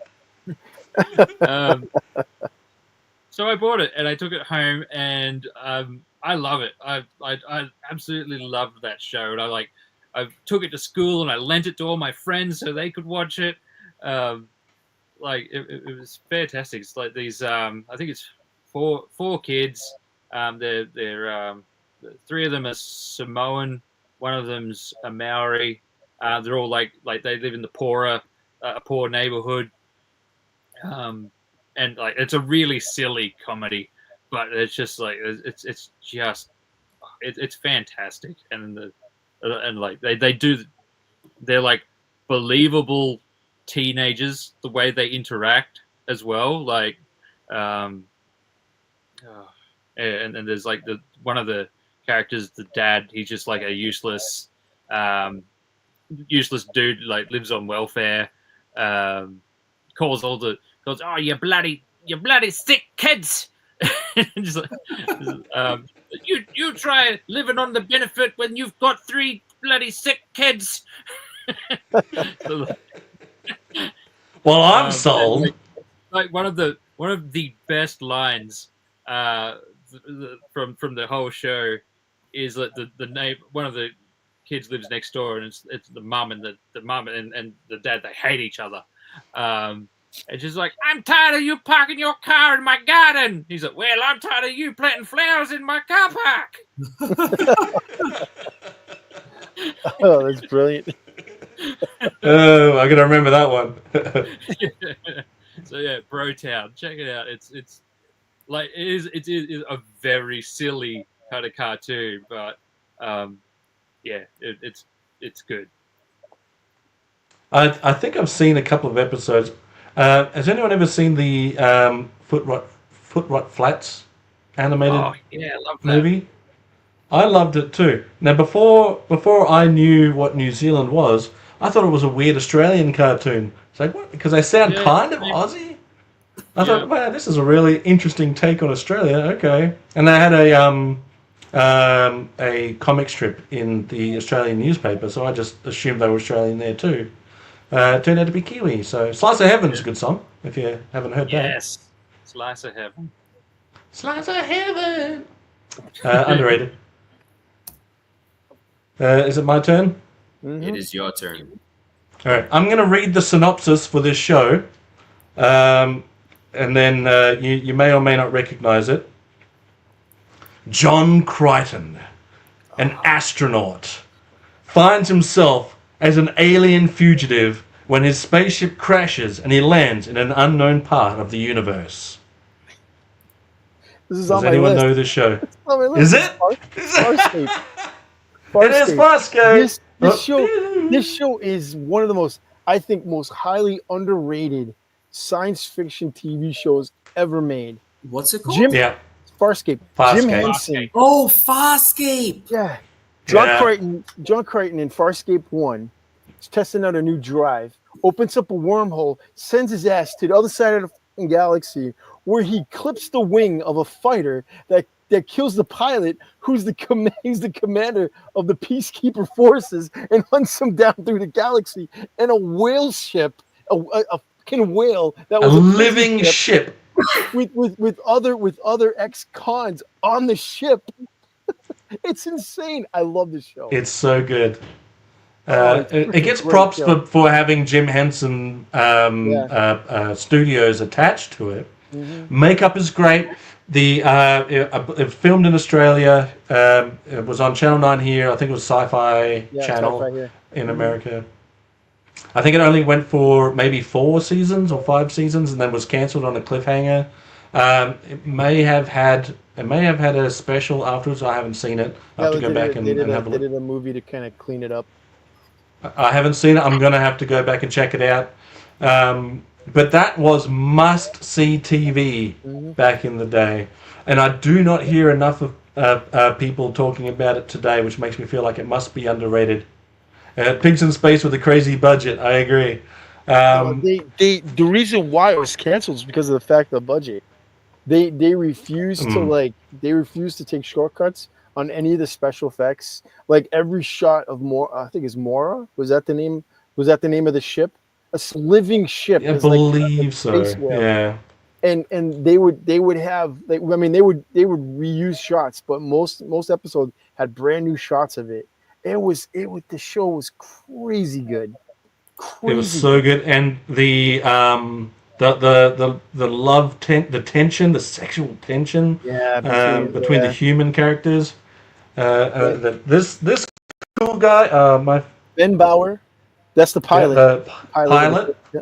Ben Bauer played John Crichton, and I believe Claudia Black played Aaron. Aaron Sung was the name of the female. She's a peacekeeper. Right. Such a great. Maybe Gazz will get some pictures I'll up for us. I'll pull it up. Cheers, buddy. You know what it kind of reminded me of is nowadays, not back then because it wasn't around there, but it kind of reminded me of when I was playing Mass Effect. Yeah, it has that feel to it. Yeah, like John Crichton is just like a scientist, and it's strong. It's like Buck Rogers meets Flash Gordon meets like Star Wars. It's crazy. Yeah, Last It's Starfighter, all of that sort of cool stuff. Like he gets a pistol. He calls it. Hans is not down. Hans, what are you shaking your head at? Have you seen it? I have. Oh, come on. And you don't like it? It's crap. Oh, get out of here. Hans, Crap. chow. It's not a good show. I do not like it. I don't know who you It's are. terrific. It's not. It's not. Come on, man. It was Crichton and Dark. What's bad about it? Chewie. so. What's okay, bad about it? The special effects are good, okay, and the Yes, makeup agreed. is fantastic, but the storyline is like a proto Firefly, but in like less successful. I didn't like any of the characters. I all thought they were terrible. Firefly was cancelled before they got a second season. Yeah, This but Firefly was underrated, and is a tremendous show. Hang on, I'm going to put you on solo so we can get a look at these cool dudes. Look at the evilness, Of evil-looking baddie. Yeah, Look at that, man. He was That's the a guy on the lineup. far right? Right? He was. Oh, I just tapped another picture. Wow, look at that. The guy That's on the cool. far That's good. right was the bad guy, right? Yeah, the guy over here, this Yeah. guy right here, this guy's like the Yeah. leader of the peacekeepers. This guy's the guy that was trying to hunt him down because he killed his brother. yeah. I mean, I will agree with you. Some of the storylines were kind of, but overall, the show was insane, and it shouldn't have been. I think, and So- personally, should not have been canceled. It's great. I agree, and I think it's the same style. I think in storytelling is like Hercules or Xena, whereas like it's some of it's really great, some of it's a little bit, not a great episode. But I think overall, like Hercules and Xena, I think overall it's a great series. Sci-Fi Channel canceled the show because it cost too much to make. Basically, that's why they stopped making it. It wasn't because it wasn't getting viewership. It was too. They followed it up. They followed the series up with the TV movie called The Peacekeeper Wars, Okay, I haven't seen that. right? Which you're not going to like the ending, I think. Okay. All right. But they replaced the series with Stargate. The series with with Richard Dean Anderson, Which is better. which I love. I love better. I love that better. Yeah, because Yeah. because it's a well-told story. It's a well-told story. It was put together well. There was gravity, and the characters still made jokes. It was just better written. See, this is why we're saying that Farscape Yeah, but is underrated. It's underrated. That's right. It's not underrated. Stargate It's was underrated. highly rated. Yeah, Underrated means that it's good, but it's It not is really good. acknowledged. Farscape it is is not good. good. Fundamentally, It is not, good. It's not well written. It was the first time I ever joined a chat group. It was to talk about Farscape. Listen, I'm not And this is like trying. an online chat group. You just can tap. You just can- type. That's it.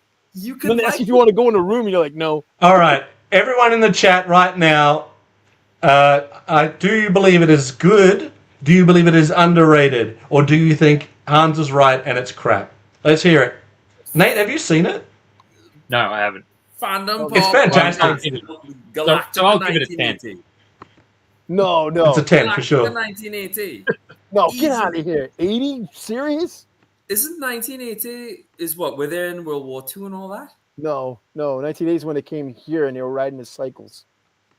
Oh That was- sorry, That that was was shit. kind of that was not good. That Yeah. was not good. Where the But entire. I'd still rather watch it than Farscape. No, you wouldn't. No, you take that back. You take that back. You know that's not true. You know it's not true. All right. Peter Ray Bob. Thank you, Gatorade, Bob. We've got one each. We've got one each so far. Spoon Killer's on the Hans wagon. Peter Ray Bob is joining the cool kids. Fandom Power podcast all the way up here, I believe, is talking about Farscape. Hey, Hans.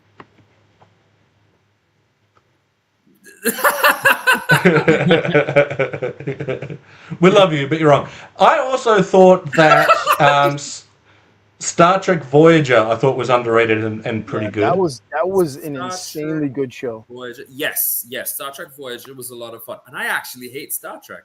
So for me to actually enjoy Voyager, it was good. Well, it was like I watched. I used to watch The Next Generation religiously. Right, How are you, Todd? religiously. When Deep Space Nine came out, I couldn't really get into it, right? Because you don't get like the adventure, but you get more dramatic, more like human stories or whatever. When Voyager came out, I was like, oh, this is so good because it's like the original Star Trek. You know, Lost in space a little. yeah, I mean they're way out there. It's fucking great. It was good. I mean, some of the stories are kind of crap, but the interaction between the characters and the overall arc of the story was great. Other than Next Generation, I think I watched Voyager more. in any of the spacefaring ones. Babylon 5, I remember seeing some of it. I don't think that's highly underrated. I think that's where it should Yeah. be. That was a great show. I think Same I with think Deep Space Farscape- Nine.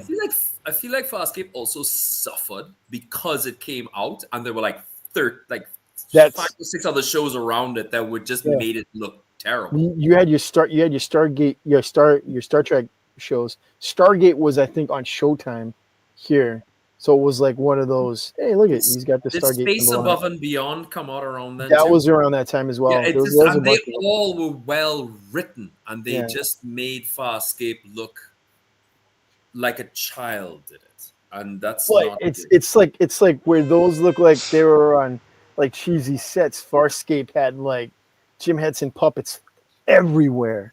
So that leads always to the question of, could you read a comic book with terrible art and a fantastic story, or great art and a terrible story? Now that's a loaded question. You can answer whatever you want, right? But I know that the story is usually what keeps me going. You know, I don't really need the visuals to be so amazing. And to me, Farscape to me, and especially against Space Above and Beyond, I would rather watch Space Above and Beyond. It was more epic. It was more gripping.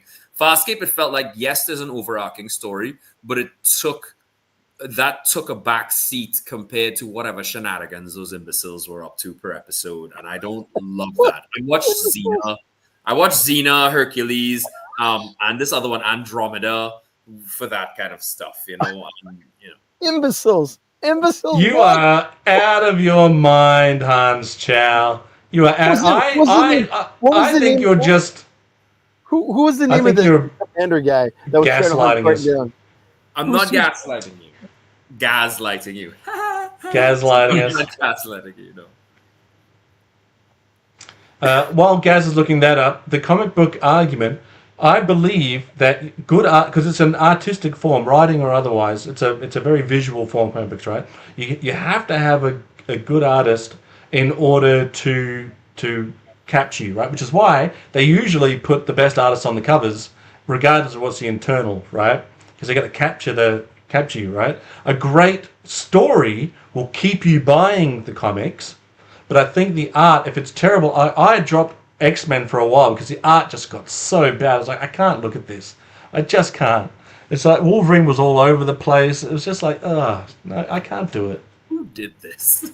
What child did they allow to draw this? This is worse than Farscape.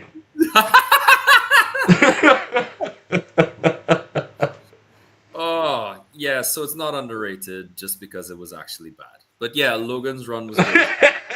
Get fucked. Oh, all right, Hans. You've given me the drive, the will to go back and check out the episode. I don't know, because I was at like a early teen. Must have been an early teen when it first came out. When did it first come out? Farscape? Yeah, I'm gonna look up when Farscape came Go ahead out. and say early 2000s. I'm gonna say early 2000s. No way! I think late 90s, if anything. 90s. Late 90s, and it was I think still so bad. No, actually, it might be the early 2000s. Hold on. Let me look. 1999. There we are. Right on the cusp of it. 99 to 2003. I never saw the Logan Run TV show, I don't think. It was fun. I liked it. I had fun watching it. And that's all that really matters. Yeah, I liked it. I might go back and revisit it, but it's not going to... I don't want to be a cynical old man and go, damn it, Hans was right. Look what he did. Look what he did. I know.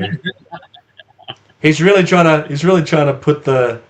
Okay, can you name one good thing about Farscape before we move on, Hans? It's just one good Besides the thing. costume and design, Yeah. the short-haired white girl. Jeez, that woman. Wait, the one that was blue? Yeah.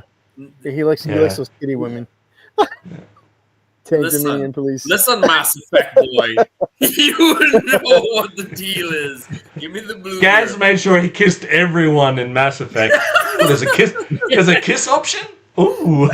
Jack's getting a It's funny, kiss. it's Jack's funny, getting a hard kiss. In Mass Effect, I only romanced Ash and Miranda. That's it.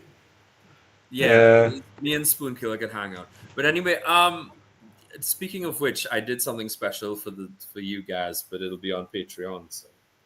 Oh, nice. Farscape Speaking of Patreon, thanks for Hans. All right. Speaking of Patreon, Hans, I wanted to say thanks for putting out that Mr. Men's storybook for us to listen to. If you're not part of Hans Chow's Patreon, do check it out. It is not only has it got fantastic art and showcasing his art style, but Hans is already a very eloquent man. He's fantastic. He also has he's got a fantastic line of audio books with his voice. And what's great about it, it's not even underrated. I highly rate it. I give it a 10 out of 10. It's better than Farscape. But he's able, one of my favorites so far, and I love all of them, but one of my favorites so far. Can we get Hans to read a Farscape script? I would love that. But you did a Warhammer universe story, and you were able to hold me throughout that entire story, not just because you are eloquent in your storytelling, but I believed that these characters were different people because you were able to bring them all to life with different voices, and how you were able to do that is pure skill. I mean, you get to be incredibly good looking and have artistic skill. It pisses me off, but Join the rest of us, man. But the link is in the description. If you want to just have a look, check it out. It's you can join for free. But I highly recommend throwing a few bucks to Hans, because it is well worth it. If you guys don't listen, I mean, obviously I've got bad taste in shows, but don't let Farscape fool you into thinking I don't know what good is, because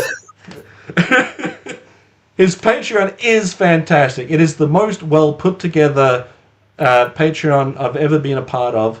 And it helps to get me through the day. It gets me through my lunch break. It's great storytelling. Some of it's humor. Some of it's spooky. Some of it is entertaining and action. It's just great. You know what? Just check it out. Take my word for it or don't. But just have a look. I'm rambling because I love it so much. Anyway, it's fantastic. The new one just came out, and if you do, I'm just thank you very much for everything you said. I appreciate it. A lot of work goes into it, more than I wish went into it. But I am getting better at it, and I'm really happy that people have indulged me and allowed me the opportunity to get better at it, and that they've come along for the ride. At the higher levels, you get a chance to vote on what we do, what I draw or read next, and that vote will be coming out soon. I know I haven't put it out for the month as yet, but and someone, a good friend of mine, actually suggested another book that I should read, and that production on that has already started as well. But yes, oh, nice. So you will all get a chance to see what I draw and whatnot, and produce as well. And I am also working on another video to kind of guide people through, because the ultimate goal of this is to really write my own and draw my own books that are better than Farscape, so that people won't have to go through the torture that Farscape was. Don't feel obliged to pay me any money. It's free to join, and you can just, if you feel like giving me a $2 every now and then, fine, or $1, that's fine. If not, I'm glad that you're there at least to listen to what I produce. Promise I'll be better than the aforementioned. Anyway. I know there's some Farscape novels out there. I'm going to give them to Hans and Joe Fest. So it's just like, what should I read next? And it's like Farscape. All of you just vote for Farscape. Well, Farscape had a comic book, right? We'll get Hans to do the Farscape comic book read. All right, it's like Farscape, but good. Okay, it's Hans's pick, so let's get ready to tear it down. Yeah, come on. What do you got? What do you got? What's incredible? What's fantastic? What's underrated? I think it's impossible to tear this down. I think anybody who's seen it can't tear it down. At least I don't think so. But let's go ahead. All right. I'm just going to pull up a picture of Farscape. Freakazoid, this show's bullshit. No, I'm just kidding. I actually found it kind of annoying. Really? Okay. So, Freakazoid is a cartoon from the mid-90s, which did Deadpool better than Deadpool. It was created under the WB banner and came out with these shows like Animaniacs and all those other shows. And what Freakazoid was he was a nerd back when the internet was in its nascent stage. And he hacked into something and got shocked. And when he got this electric shock, he turned into this superhero who's strong and funny called the Freakazoid. It was very similar to the Mask, right? Mm-hmm. He put the mask on and became somebody different. And what it was a collection of hilarious little stories. It didn't have an overarching continuity or anything like that. It was very much the humor of its time. And Freakazoid resembled, like, in my opinion, it was very much this proto Deadpool sort of character, or rather the Deadpool we know today, because back in the day when Deadpool first came out, he was very different. And Freakazoid has always been very funny. Even now, I sit down and watch some of the skits, and I do catch a laugh off of it. I understand that, you guys are giving me the whole lot.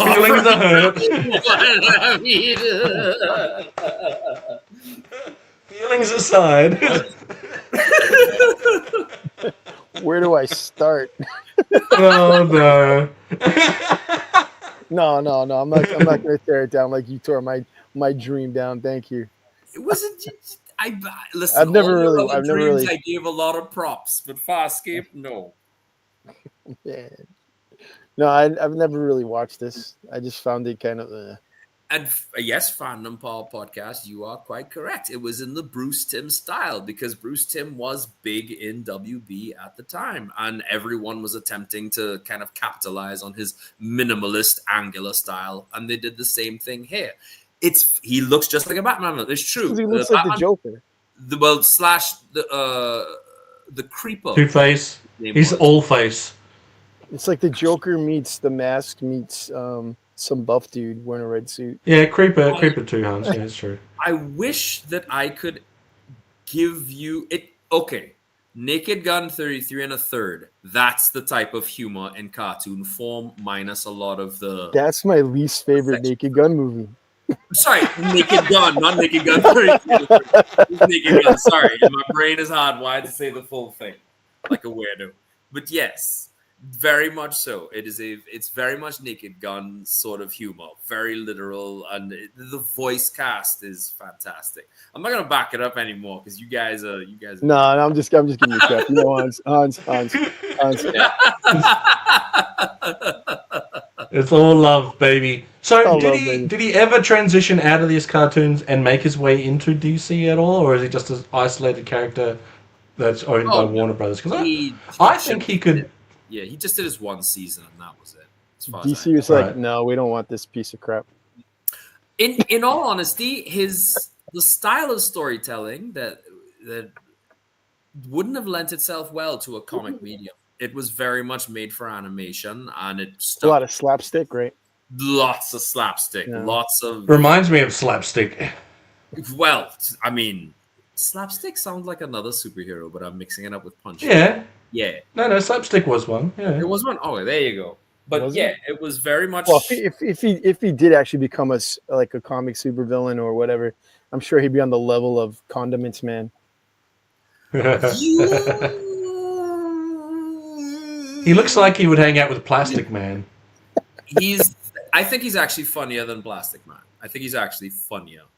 But once again, it's very difficult to explain. It becomes, unfortunately, one of those jokes where you had to have been there to be experienced. But it used to come on for me right after Earthworm Jim. And I remember Yeah.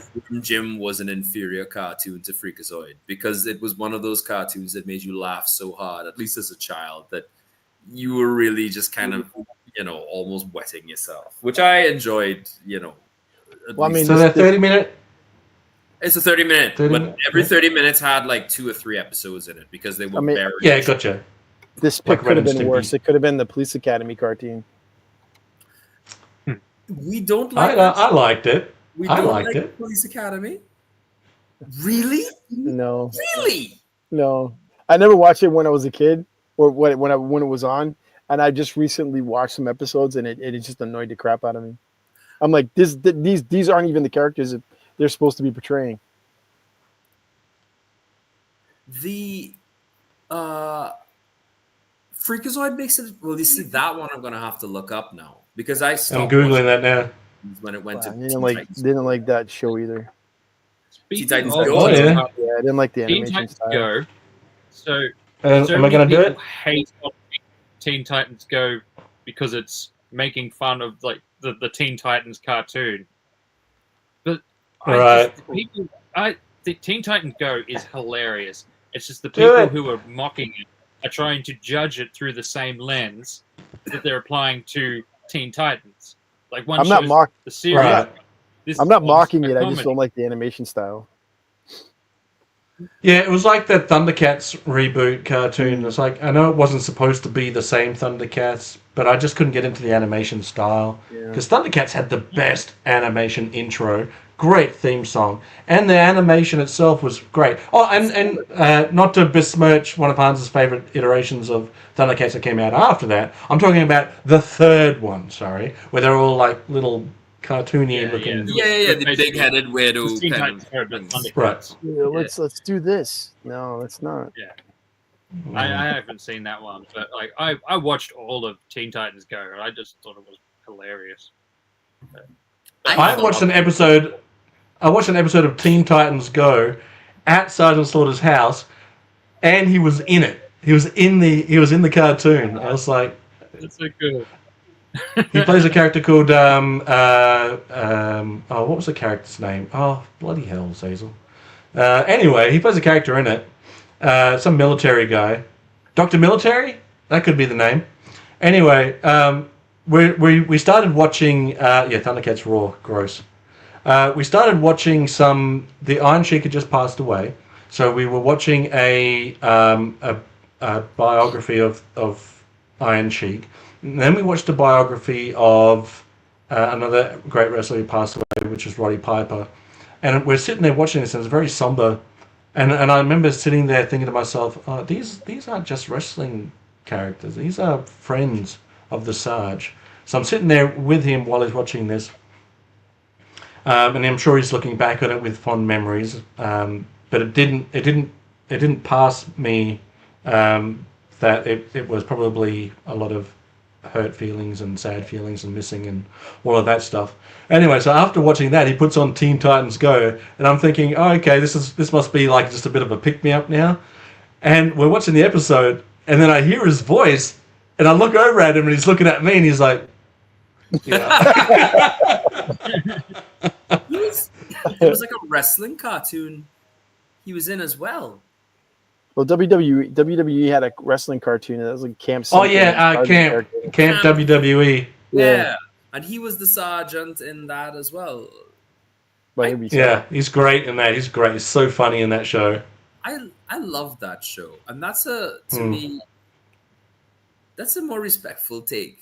You know what I mean? I would love to hear. There's a certain gentleman who wears a hat with a thunderbolt on it. I would love to hear what he has to say about Teen Titans Go. I'd love to hear what he'd have to say about it. Ruined. That's good. I'm pretty sure. Ruined. Ruined. It's ruined.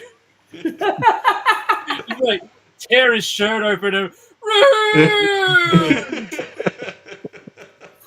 And then smack it. Yeah. Not my Robin. He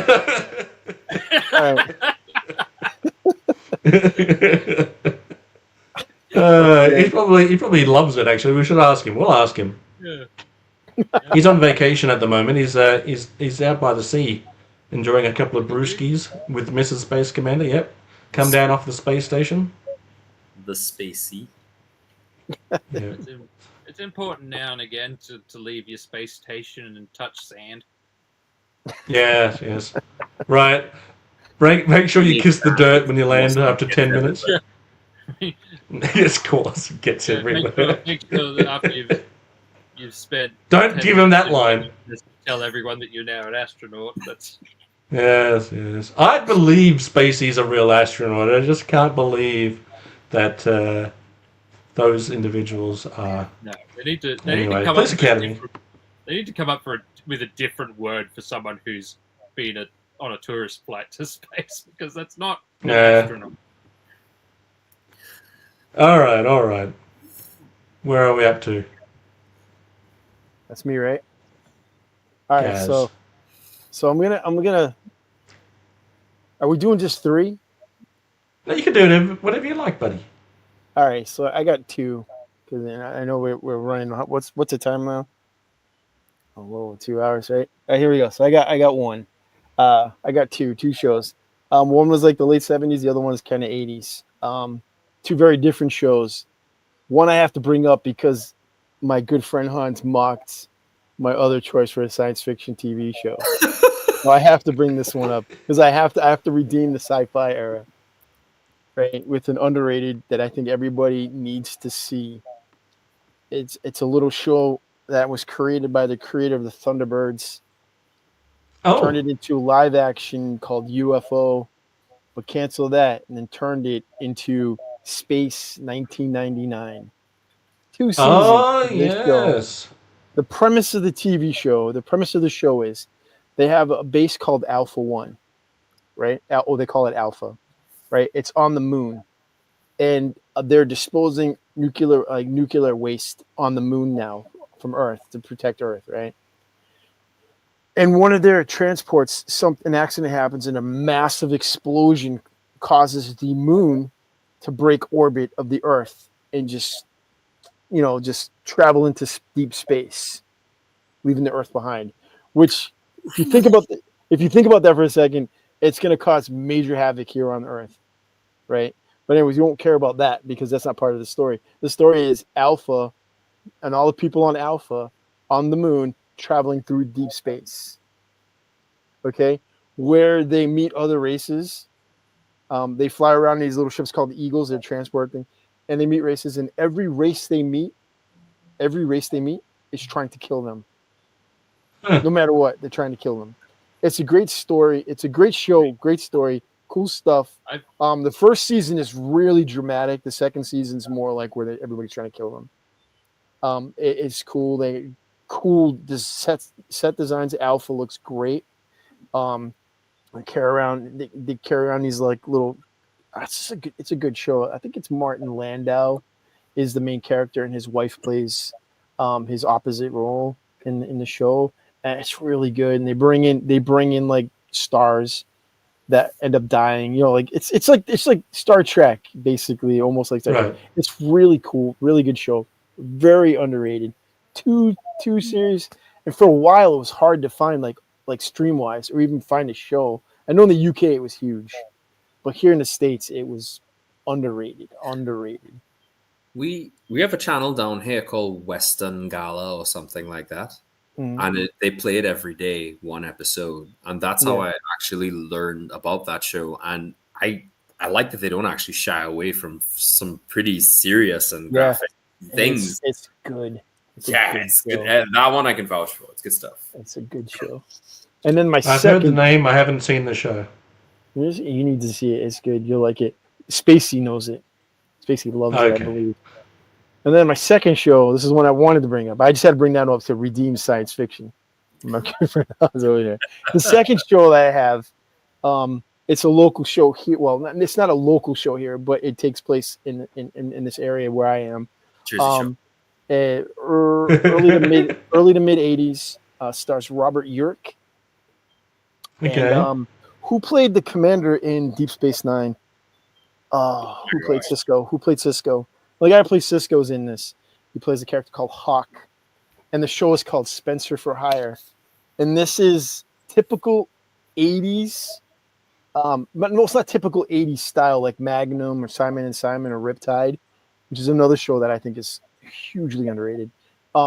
Is he's an ex-cop. I forget why he quit the force and becomes a PI, private investigator, and he handles like hard topics, like stuff, and it takes place in Boston, so you get these crazy accents and crazy stories, and it's pretty cool. It's fun. It's a fun show to watch. Spencer for Hire has a few seasons of it. I think it's streaming on Tubi right now. It's a fun show. Very dramatic. Avery Brooks, thank you. Yeah, good show. Good show. Yeah, I don't think I've seen that one either. Yeah, I haven't seen that one myself. Spencer for Hire. That's Spencer with an S. Spencer with an S. Yeah, not a C. I've never known Spencer to be spelled with a C. Oh, Spencer. That'd be censor. Well, you get a lot of Bostonian accents in that, like major Bostonian accents in it. Yeah, Netflix. Yeah, he did a. It was a cool remake of it. I mean, I think it didn't really capture the essence of the old show, but it had some stuff in it. There's a follow-up question. Didn't Hawk from Spencer for Hire get his own spin-off show? Yeah, he plays. Okay, so Hawk is like a hitman. He works for like the mob and stuff like that. And like in the first season, and I think the first season and a half, he and Spencer become really good friends. Like they're out looking for each other, but they're always like head to head. Like Spencer will pick up a job that he shouldn't pick up, and Hawk would be working for the guy that, and stuff like that, like mob stuff. Fun show. Okay, cool. It's very different. Like you have Magnum, like Magnum. You we all seen Magnum, obviously Magnum PI, right? Yep. And it's kind of like a buddy show. Fun stuff. He gets into quirky situations and whatever. Deals with serious stuff at times, but it's a fun show all done. Like Simon and Simon is the same thing, right? The two brothers, detectives, they get into like jams. It's kind of there's some funny moments. Same thing with Riptide. Well, Spencer it got some of that in it, but not a lot. It's a very serious type of show. And I don't want to say it's too serious, but it's deals with like real life drama, at least 80s style real life drama. Right, yeah. Was it grayer than a normal police show? Well, it's not a police show. He's not a cop. Sorry, I don't mean police. Was it by gray? I mean, did it deal more with there's no black and white. Sometimes there's a lot of middle ground. It deals with that kind of stuff. Yeah, too. So is he transition from that kind of golden age into kind of a more Iron Age storytelling? Yeah, like gritty. So. It's a little gritty. I think it's based off the books. I'm not too sure. It feels like it is. You should do a little more research, but I enjoy watching the show. I just randomly started watching. I'm like, oh, this is cool. I like it, and I don't hear nothing, not much about it. Yeah. Equalizer was a good show. I didn't know Equalizer was a TV show. I thought it was just a movie with Denzel Washington, and then I blinked twice and turned around, and Matt Comstock was like, "No, that was a TV show," and I was like, "No, man." And then I looked it up, and he was right. And you guys are always right about this sort of thing, but yeah, apparently it was a TV show before. But that was an interesting show because like Robert McCall is just an older ex SAS guy or MI5 guy. We're like James Bond, right? MI5, MI6, or whatever. Like a James Bond guy. And he'll take the case, and then he usually has somebody working for him that does all the legwork. You know what I mean? He just shows up at the end to stop the bad guy. That's the hard part. You know what I mean? But the other guy's doing all the work, right? The other guy's doing all the work. Well, he's doing the getting shot at is really the deadly part. When you do typing and stuff. McCall's not doing it. He just shows up at the end with the jag, and he's like, yeah, but that's the dangerous part because they bang back, Yeah, but the other guy's getting shot at the whole damn show. Well, then he should have gotten the MI6 training. You know what I mean? He wouldn't get. They're usually like ex-spy guys or whatever, ex-military guys that he brings in. For the missions of ops or whatever, and he does like you know, he does like those crazy, you know, I'm being stalked, or this guy, you know, this guy's beating me or whatever, something like that. In essence, Equalizer is a good show. It's a great show, not underrated. I think it sits up there, and people know about it. Once again, I wouldn't have known about it if I hadn't seen the original movie with. I shouldn't say the original movie because it's not the original movie. If I didn't see the movie with Denzel Washington, I just did not know. But then again, I'm media-wise, I'm an infant. Really, I'm really learning all these things. Like now, I'm hearing all these things, and I'm. You got big opinions on Farscape, considering. Because I grew up with it and I tried to like it. I think it's like you know why? Because I tried to like it. I actually put backbone and effort into trying to like it and watch it. And then I lied to myself. I gaslit myself into thinking I liked it. And then I watched it again recently and I said, I was a liar. I lied to myself. This show turned me into a liar. And that. But it wasn't made for today, Hans. It was made for yesterday, Hans. Yeah, but it was bad back then too. So not if yesterday Hans liked it. If we were talking about this in 1999, Hans would be like, "I love this show." Yesterday, Hans didn't like it either. All the cool kids in school watching it. I was trying So to. here, to get Cool off of kids. that, What cool kids watch Farscape? Spencer for Hire, good Oh, show. that does look familiar. Okay, all Good right. show. Probably, I think he was just coming off of his the Vegas show that he had, where he was a detective in Vegas. I think That guy got $1 million smile. it's a good show. It's a good show. Honestly, That it's a really good smile show. wiped out many women. That's $1 million you can tell. smile. Oh, I'd kiss that. no, that's a smile that says, "He-Man, give me back my Havoc staff." That's the kind of smile. Where's my hoodie?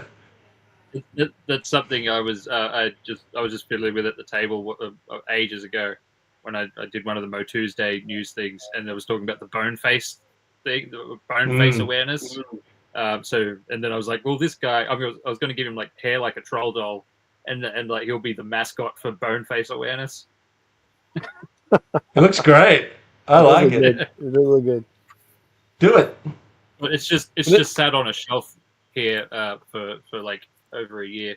So When he's needed, he will appear. When awareness is needed for bone faces, he will arrive. All right, whose turn is it? Is it Like I Nate's said, turn? the Riptide show that I brought up as well is good as well. That's a fun show, but it's Nate's turn. Up in that corner. Okay, Australian TV show called Utopia. That sounds familiar. Yeah, it does. Is it the dinosaur it's a one? comedy. So I think it was last year they released an Australian version of The Office, which was okay. But Utopia is a better version of the Australian Office than the Australian Office was. It's the same style of show, like where there's a documentary crew following them around, essentially. But it's like a government office. It's almost like Parks and Recreation meets The Office. Well, similar sort of thing. That like they're trying to get infrastructure built and constantly being Is that it? by it. No. That's a I've seen that image before, though. I've seen that from somewhere. That's an English series. That's what that British. Maybe they this have one an was American. based after an English series. I don't know. I thought you said Newtopia. Is it Utopia or Newtopia? Utopia. It's spelled exactly the Utopia. same as that. Yeah. I don't see anything that says that. I have an American drama series, Utopia, and then a British thriller series. Well, that Australian version of The Office is. I've seen a clip and I was like, no, I'm out. We did watch it, and if you commit to the whole season, it gets better because I found that It with stops. The Office, with the British version and the American one, you don't like the people at the start, but you're not supposed to. But as time goes on, you eventually you soften to them. But But I can write a shit show and say you're not supposed to like anything. Is that it? There it is. Utopia. Yeah. Yeah, I The put font looks the Australia. same. Is it based on the English one? I'm not sure. Anyway, looks good. Hans, decent I'm going to division. ignore that because it's just, at this point, I'm starting to believe you. No, man, don't fall prey to that. Don't fall prey to that. Later. Was it shit? No, it wasn't Am I shit. wrong? It wasn't shit. It was good. He doesn't It know. was good. He doesn't Yeah, know. that's right. This guy has All right. no taste. Anyway, He doesn't know. He doesn't know. He likes that blasted, I even forgot his name, cartoon show. I'm back, guys. I'm back. You're right. It is a great show. Good, good. All right, we're back. All right, Utopia. Okay. I mean, if it's better than The Office. I like The Office. I like the British version better than the American version. I legitimately don't think I'm going to watch the full season of the Australian one. But if you say it gets better because the characters are meant to be garbage, it's like, I can't trust your judgment, Nate. But I don't know about that one. But Utopia, if it's a good version of an Australian Office, Like, yeah, I think I ended up liking the American Office more than the British one as time went on. right? Really, like the British Office, Ricky Gervais is so good at that character. Yeah. That it just makes my skin. You can't crawl replicate in it. those first- Yeah. yeah. You know what's crazy? They were just I like, can't- I can't. would just punch that dude. I can't sit and watch. But like that's all credit to Ricky Gervais. Like he did such a good job. It's so believable. You've met these people in your life. The American one, It's basically more just of a they're more characters, but in the UK version, like the original version, like that's a very real personality right there. Yeah. It is. No matter what workplace you end up in, there's one of them. And it's just like, I just want to punch you right in the face.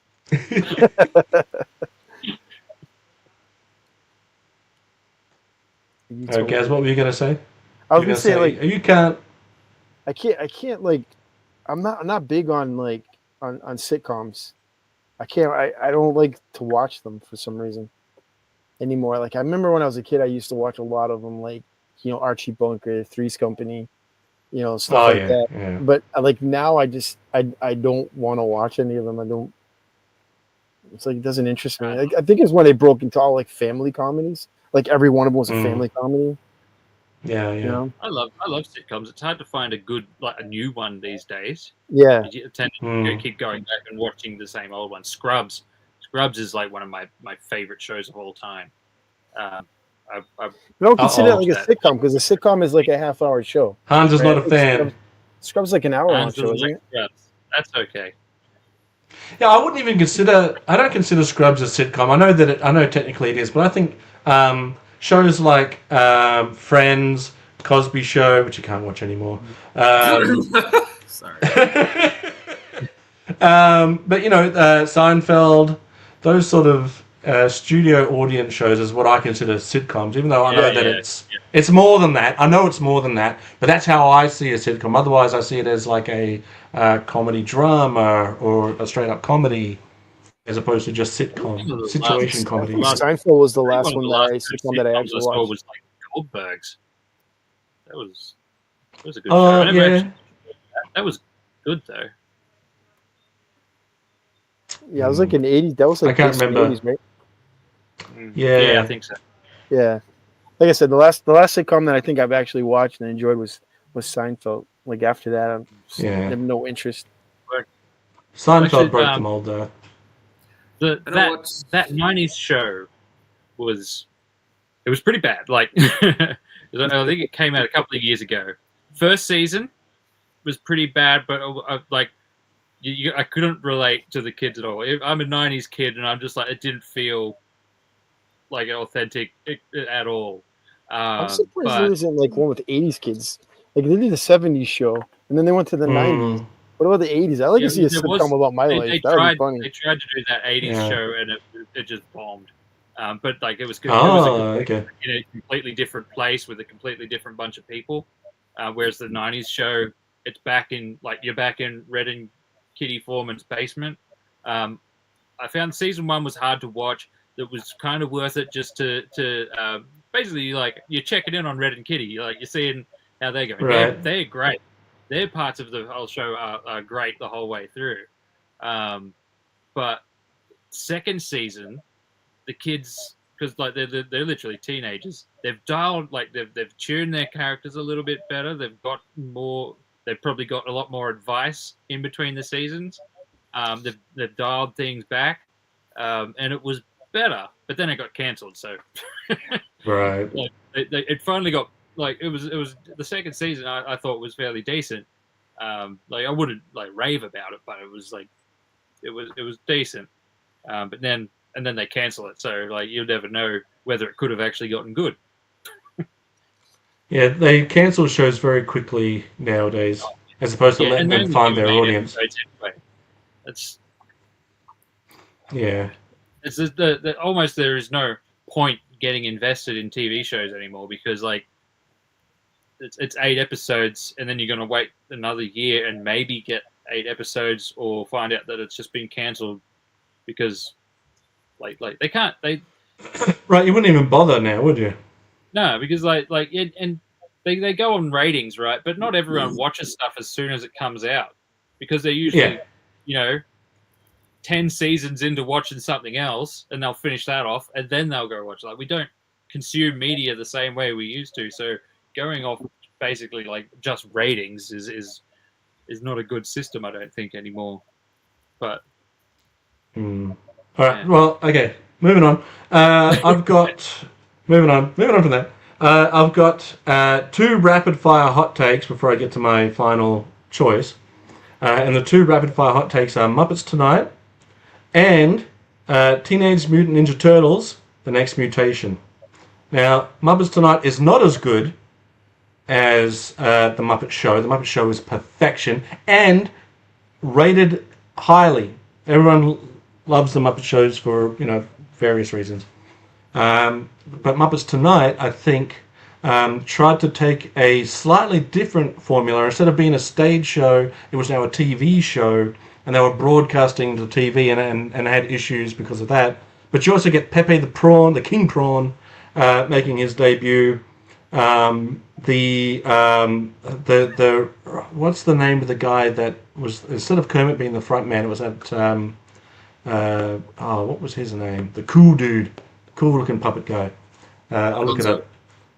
No, he's cooler. I'll give you that. Muppets Tonight, and he only ever, I think it was only ever in this. Who was this guy? What was his name? Sam Eagle. Nah, Sam Eagle. this guy, this purple guy, it looks like That he's was a Jamaican. front man? Oh, I have no idea who Yeah. that. What was his name? Clifford. Clifford. the Muppet. Clifford. What? Yeah. That's a front man? Yeah. Anyway, not as great as the Muppet Show, but I still think is the last of the real good Muppets. After that, they sort of fell by the wayside. As for The Next Mutation, what I liked about it is they decided to give it's a kind of continuation of the movie universe. It's live action. I think the same people who did Power Rangers did The Next Mutations. What's that? Who did Power Rangers? Saban. So they did The Next Mutation. They start to change the look of the bandanas, and that's where you see the beginning of Raphael's Total Dome cover, which you often see that he has now. He rides around on a motorcycle, which is cool. They created a new turtle in Venus de Milo, which, like it or hate it, it existed. And I think by creating a female character, you're able to, while not subtracting from the other characters, you're able to bring a lot more of the girls in there, which I think is a better idea than cancelling He-Man and making She-Ra. And the same goes for the Machine Men. The Machine Men, they had female characters all the way through. They didn't introduce them later. So introducing a female character without subtracting from the other ones, I thought was fine as well. But my actual pick is a made-for-TV miniseries called Lonesome Dove, It's a great Western series. I don't know if you've seen it, Gaz. I know of it. Yes, I haven't seen the whole thing. It's so good, and they had like a few straight to movies, follow-ups and stuff like that. So the Lonesome Dove, the original one. Let me look up who's in it because it's a great cast. Lonesome Dove, the original movie or miniseries. Miniseries had. Let me bring it up. Let me get prepared. So it's Augustus and Woodrow, two former Rangers, set out on a journey from Texas to Montana in order to revive their thirst for adventure. Has Tommy Lee Jones, Diane Lane, Ricky Schroeder, Chris Cooper, Robert Elric, Danny Glover, Timothy Scott. We're also missing one major one in Robert Duvall. Robert Duvall. And also, who played in the Addams Family movies? Who was that actress that played? Morticia. Angelica Houston. Yeah, Angelica Houston is in it. It's got action, it's got drama, it's got this beautiful friendship between the two main guys, and it's like the last hurrah of older cowboys trying to find that adventure again. And like most movies, it's the journey along the way that's the real adventure, as opposed to the destination. But it's beautifully filmed. The cinematography is fantastic. The locations are great. Lonesome Dove. Check it out. And then I think if you do see the original miniseries, you'll want to see where these characters sort of end up, and you'll check out the rest of it too. It does Just wanted look to throw a good. Western in It there. does look really good. It's Gaz, you would love it. I guarantee you would love it. Lonesome Dove. We'll have to watch it while we're in Canada, I reckon. Yeah. I'm sure Adam owns it. Probably. X-Wing. What? What's that mean? Nothing. It's just, it doesn't mean anything. You know what I said on Shabby's stream yesterday? I think on Friday. He did like a stream on Friday.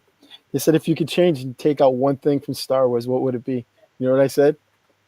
What? I'd remove all the X-Wings and put Battlestar Galactica Vipers in their place. Nice. I'd remove the word "the." The entire show would be very different without the word "the." All right. Anyway. Use Lonesome Dove. force. Yeah, Lonesome Dove. Check it out. It's impossible for me to give too much away without ruining some of the drama and some of the character moments. I think it's really built around the relationships of these people, and you really believe it. The love that these two people have for each other, their friendship. I would say short and sweet. It's a great little mini series. Tremendous. Like, if you like westerns anyway, you're gonna love Lonesome Dove. But it's more than that. It's a great character piece too. Speaking of X-Wings, Hans, I'm sending your X-Wing, posting it to Adams so that I can bring it to. Was it an X-Wing or is it which Star Wars vehicle did I get? E-Wing, your E-Wing. I'm posting your E-Wing to Adams so I can bring it over the border rather than try and fit it in luggage because I think it might be too big. With it. Okay, cool. How did I do? What? Anyway, I don't want to talk shop, but I'll have money for the shipping. That's finance. No, that's silly. E-Wing, buy me that's the one that breakfast. just came out, right? The one that was in Ahsoka. Ahsoka. Yeah, the two. I like those. Those are nice. Yeah. I like those better than X-Wings. Yeah, they do look nice. I'm not gonna say anything so controversial. I already said I'd replace them. So Chat will Good to just go. suddenly be filled with toxic fanboys. I know. I said it's Star Wars fans. Yeah, I They must did. be cautious, you know. This X-Wing is an inferior fighter. Oh, wait, I would take a Viper any day of the week. I think I hear a faint sound on the breeze. Okay. Lonesome Dove. Hans, what do you got? I just got one more. I I don't know if anybody is going to watch it, but I'm watching it again with my kids now because they've never seen it before. And my daughter really loves it. But and my son really digs it as well. It's a classic from the past. It's Oh Scooby-Doo. yes. It's Scooby-Doo. But this isn't the first Scooby-Doo. This is actually Scooby-Doo Mystery Incorporated. It was a relaunch of the old Scooby-Doo cartoon.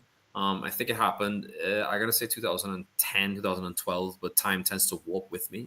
And it's actually little adventures, but there's an overarching story that dominates the entire thing. They take it from the beginnings all the way to the end, and there's a satisfying conclusion. There was supposed to be a third season, but thank God they canceled it because the ending to Scooby-Doo Mystery Incorporated was perfect. So if you got young kids and you like Scooby-Doo, because it has all the Scooby-Doo hijinks in it, along with, like, in my opinion, really good storytelling, and there are actual stakes. So if you got young kids, it's really worth a watch. It's clean humor, and it's just an all-around good time. I didn't like Scooby-Doo when it first came out. I found it to be pretty boring, but when 13 Ghosts of Scooby-Doo came out, and a pup named Scooby-Doo, and there was another one with racing, wacky racers and all that, and when they were all involved, Oh yeah.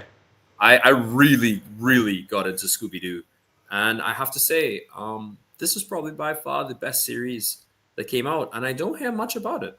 But so yeah, if you got young kids, Scooby-Doo Mystery Incorporated, fantastic show. I've seen a few bits and pieces. I think this is actually the same iteration of Scooby-Doo that went to WWE. Yes, it is. They went to So I've WWE. They went to Zombie Island. They met Vincent Price. The 13th Ghost of Scooby-Doo. And then they went back to Zombie Island, and then they had a lot of these, because I think Warner Brothers realized they hit something, and the Scooby-Doo fandom didn't like it, but the kids did. And I think that's because kids have a little people with little voices. It didn't really get as much love as it should have, because as far as I'm concerned, compared to a lot of the other drivel that came around the same time, it was good, clean humor that was heads and shoulders above the rest of them. And for that, I find it to be very underrated. I thought Scrappy-Doo was underrated. Everyone hates on Scrappy-Doo. I loved that when I was a kid. I can't say I've seen it as an adult, but I loved that when I was young. Somebody said that he was uncool, and everybody else just agreed with that one statement. And, what can I say? You should have your opinion, even if it's unpopular, and you should just, embrace that sort of thing. Remember when the Harlem Globetrotters were just in everything? Remember they showed up on Gilligan's Island? Yeah. Why? This feels like a fever dream. As you said, Harlem Globetrotters. There was a show with Mike Tyson that was done in the style of the old Harlem Globetrotters. Yeah. Animation, and it had like a gymnast team or something, and he was like driving them around the States, and it was. I think they based it off of the Mr. T cartoon. Yeah, based Mr. it T, off of yeah. the Mr. T costume. I did cartoon. Did I hallucinate that, or that's real? That happened. No, that's That happened. Okay. It was on the Cartoon Network's like night show. I forget what they call it. Toonami or something. Mike Tyson Mysteries. That's what it was. Man, Fandom Paul podcast is like. Good on you, man. They're on spot, dude. They're on spot. He's the dude, man. He knows all the Those things. Those guys are brilliant. The best podcast powered by fandom for sure. Yeah, Mike Tyson Mysteries was great. It was a funny show. I'm just glad. Straight to space. Through. I'm just glad Mike Tyson made it through. I think he got a bad. Anyway, I don't want to talk about it too much, but I think he got hit bad. But I'm glad he pulled through. I think he's a cool guy now. Except for his last fight.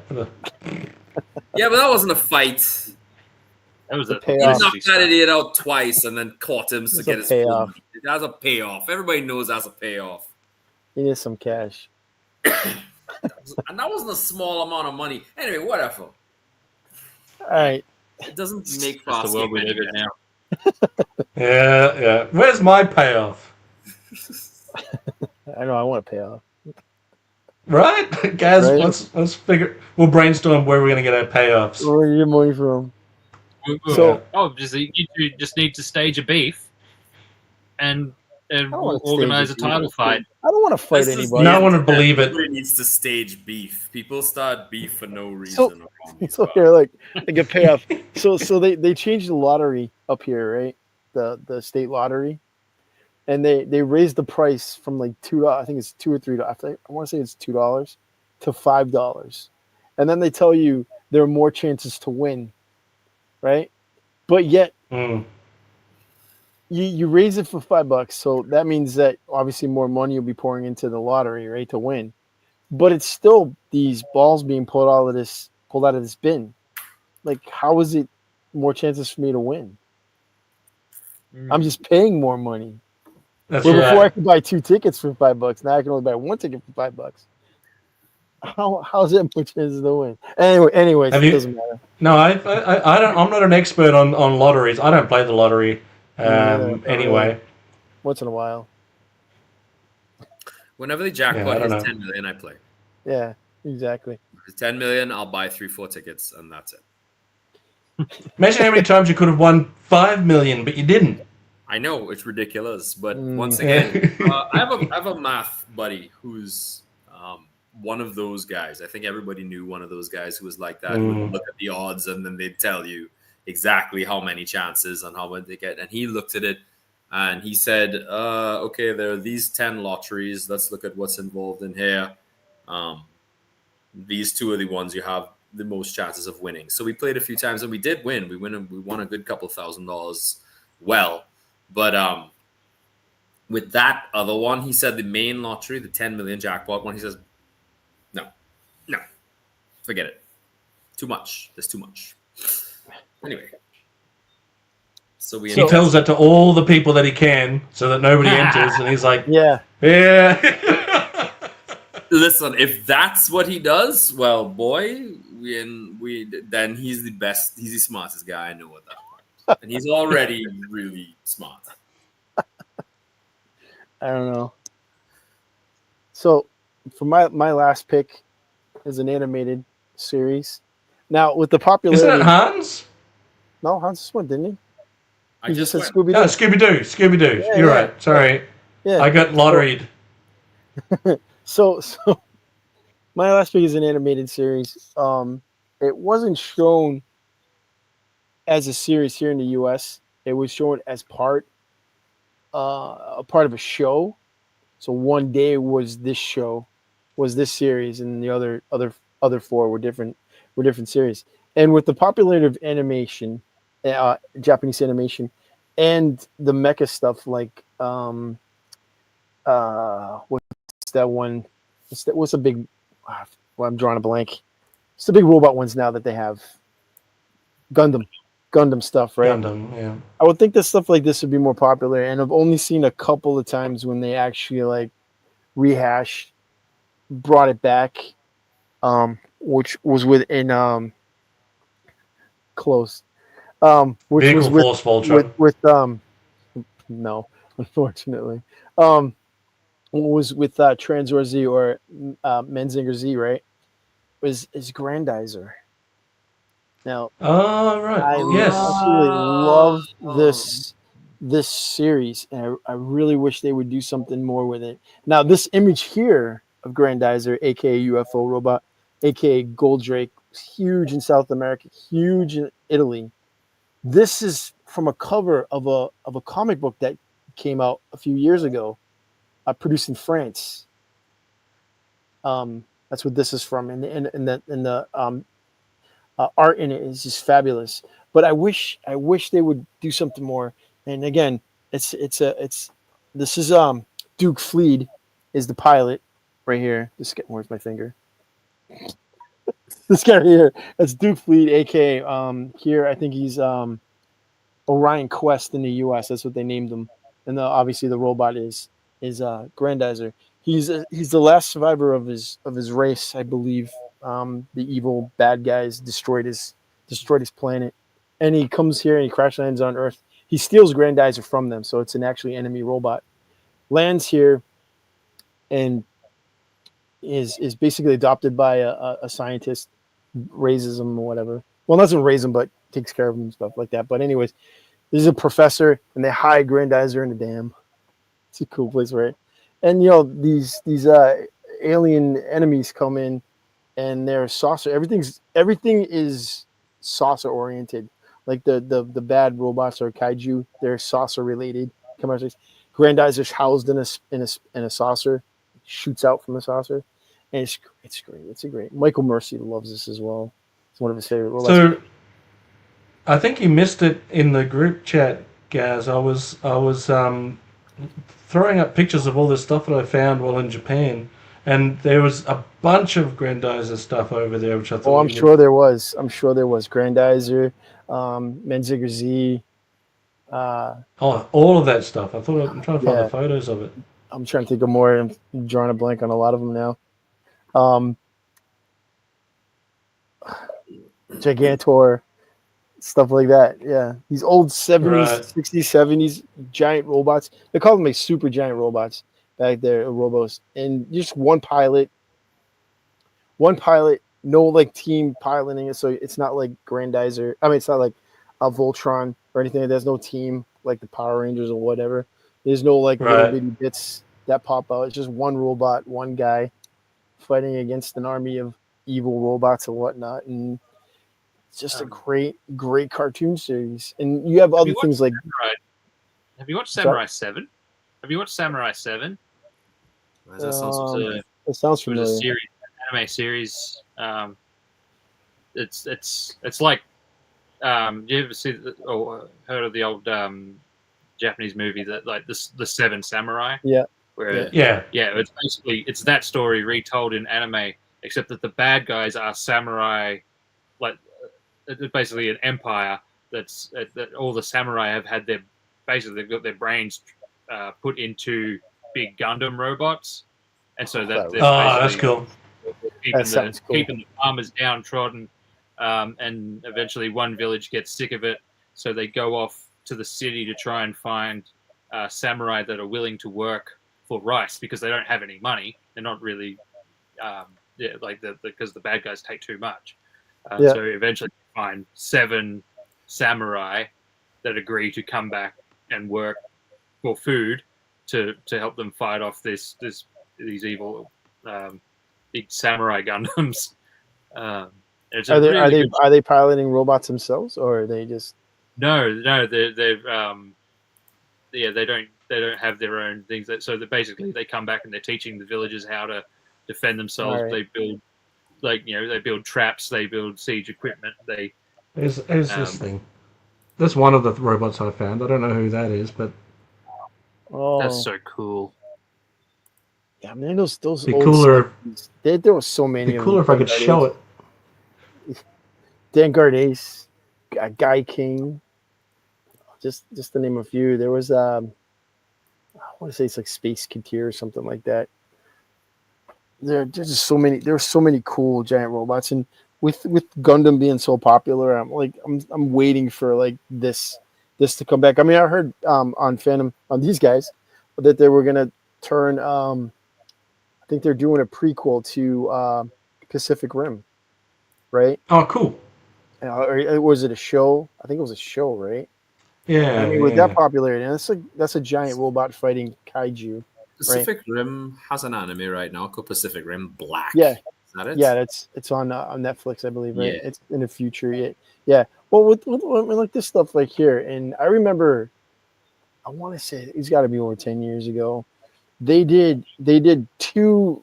Somebody created a fake film teasers for 2 movies. One was Guy King, one was Grandizer, and they did Guy King and Guy King coming out of the streets of Tokyo, and it looked so great. It looked so real. I was so excited to see something like that.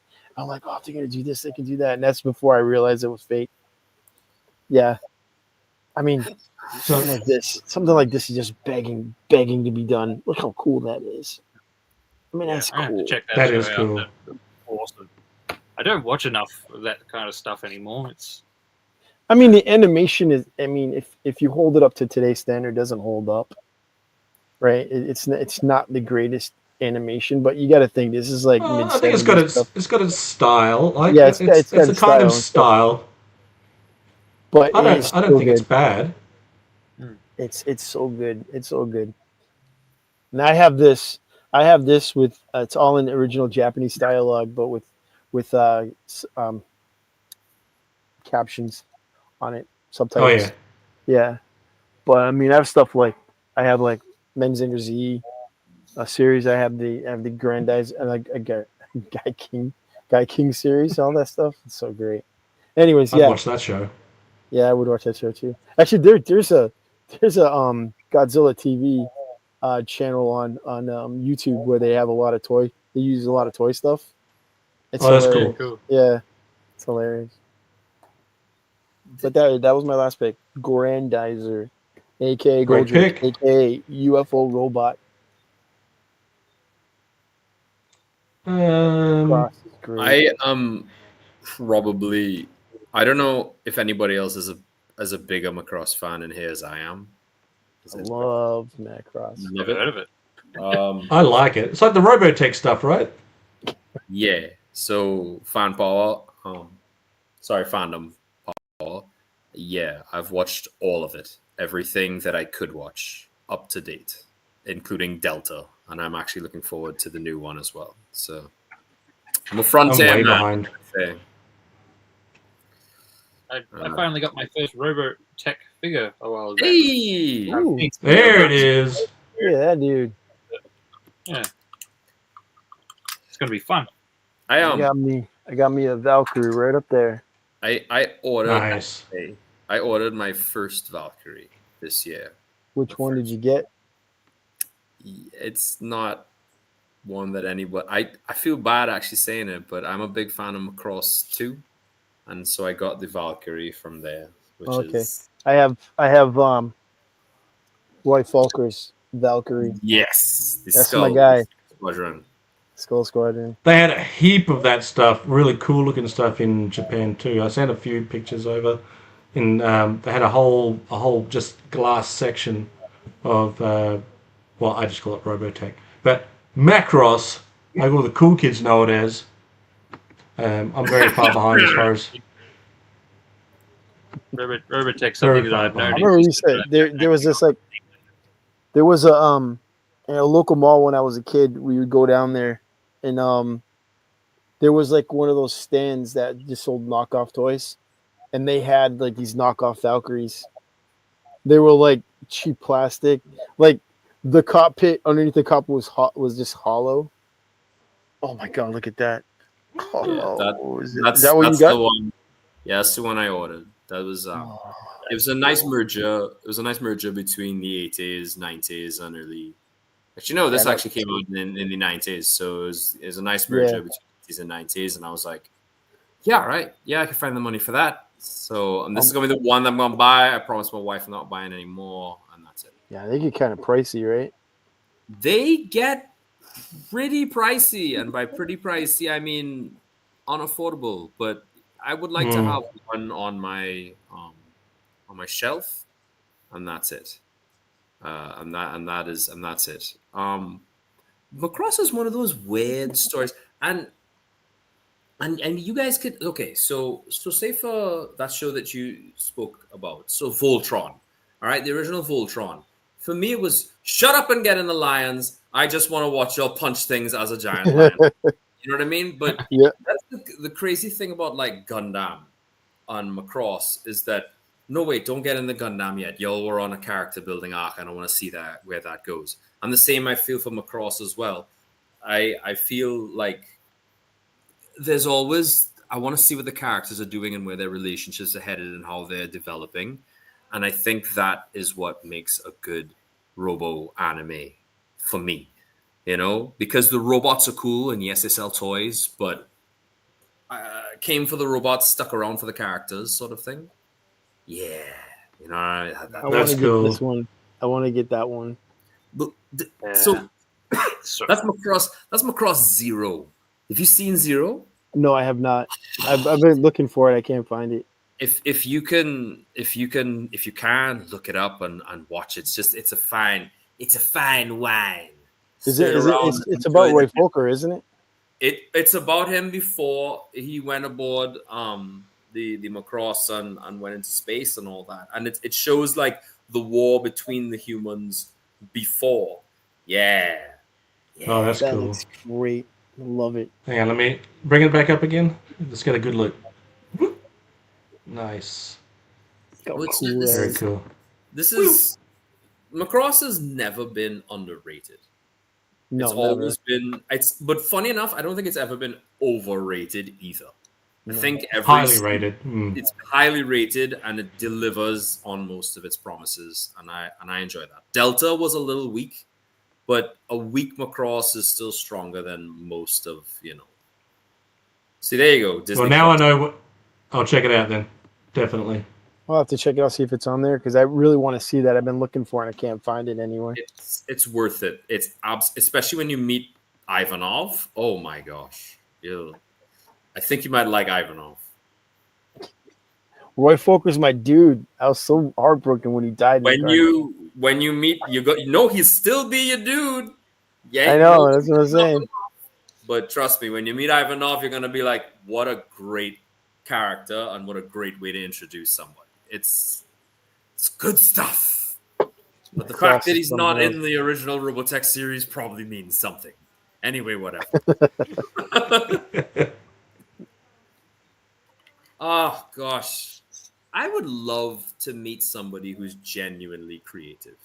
Like someone who did Macross or somebody who genuinely makes stuff the way that these guys did. I don't make stuff. I'm not creative like that. I am creative. It's not like that. Oh, well, I reckon if you gave it a try. If I gave you some matchsticks and some paddle pop sticks, you could put together a pretty good Macross. Don't you have a comic book? Yes, but it's not. It's. Did you have a comic book that you created characters for and a world for? Yeah, but it's Fly I'm a around hack, in a cool spaceship? it's Airship? Come on, that's cool. Come on, dude. Come on. Come on. Come on. Yeah. Hans Chow threw a line in, and we've taken the bait. Hans Chow, creative dude. We're talking to one right here. Okay, Hey, someone who is we creative knew and him successful. This is. But yes, I would love to meet one of them to hear how they think. One of my teachers, he actually did the, there's an RPG called Pathfinder. Mm. Yeah, he did a lot of the artwork for the Pathfinder book.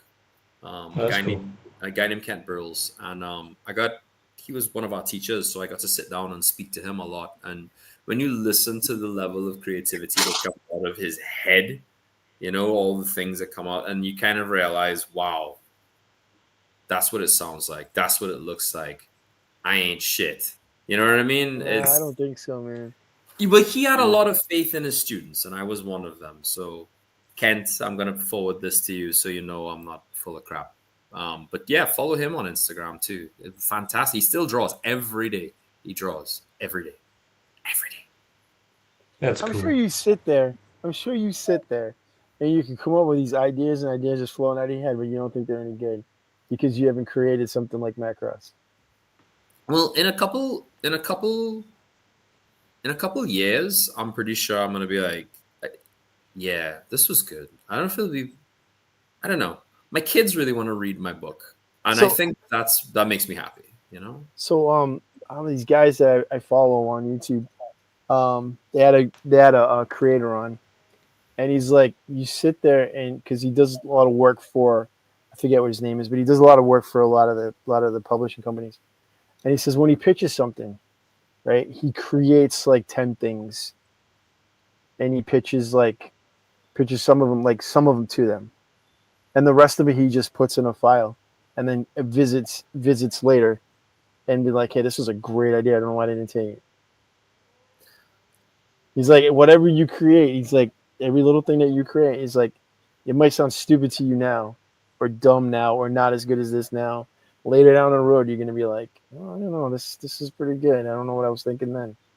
the book I'm making right now, I started writing when I was 14, and it's a very different book now. Because as you get older, you realize that because at 14 and 15 and 16, you think you're an amazing creator and you're invincible and all these things. And when you hit your 20s, you hit that, wow, I hate myself and everything I've done. And then when you hit 30s, you stop caring. And when 40s is when you kind of realize, at least for me, it's like, wow, I wasn't as bad as all that. And I still don't care what other people think. So I'm just going to do my thing. I was 25.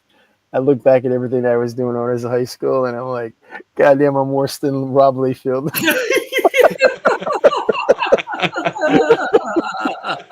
I'm like, all my stuff is just complete hacks of other people's work.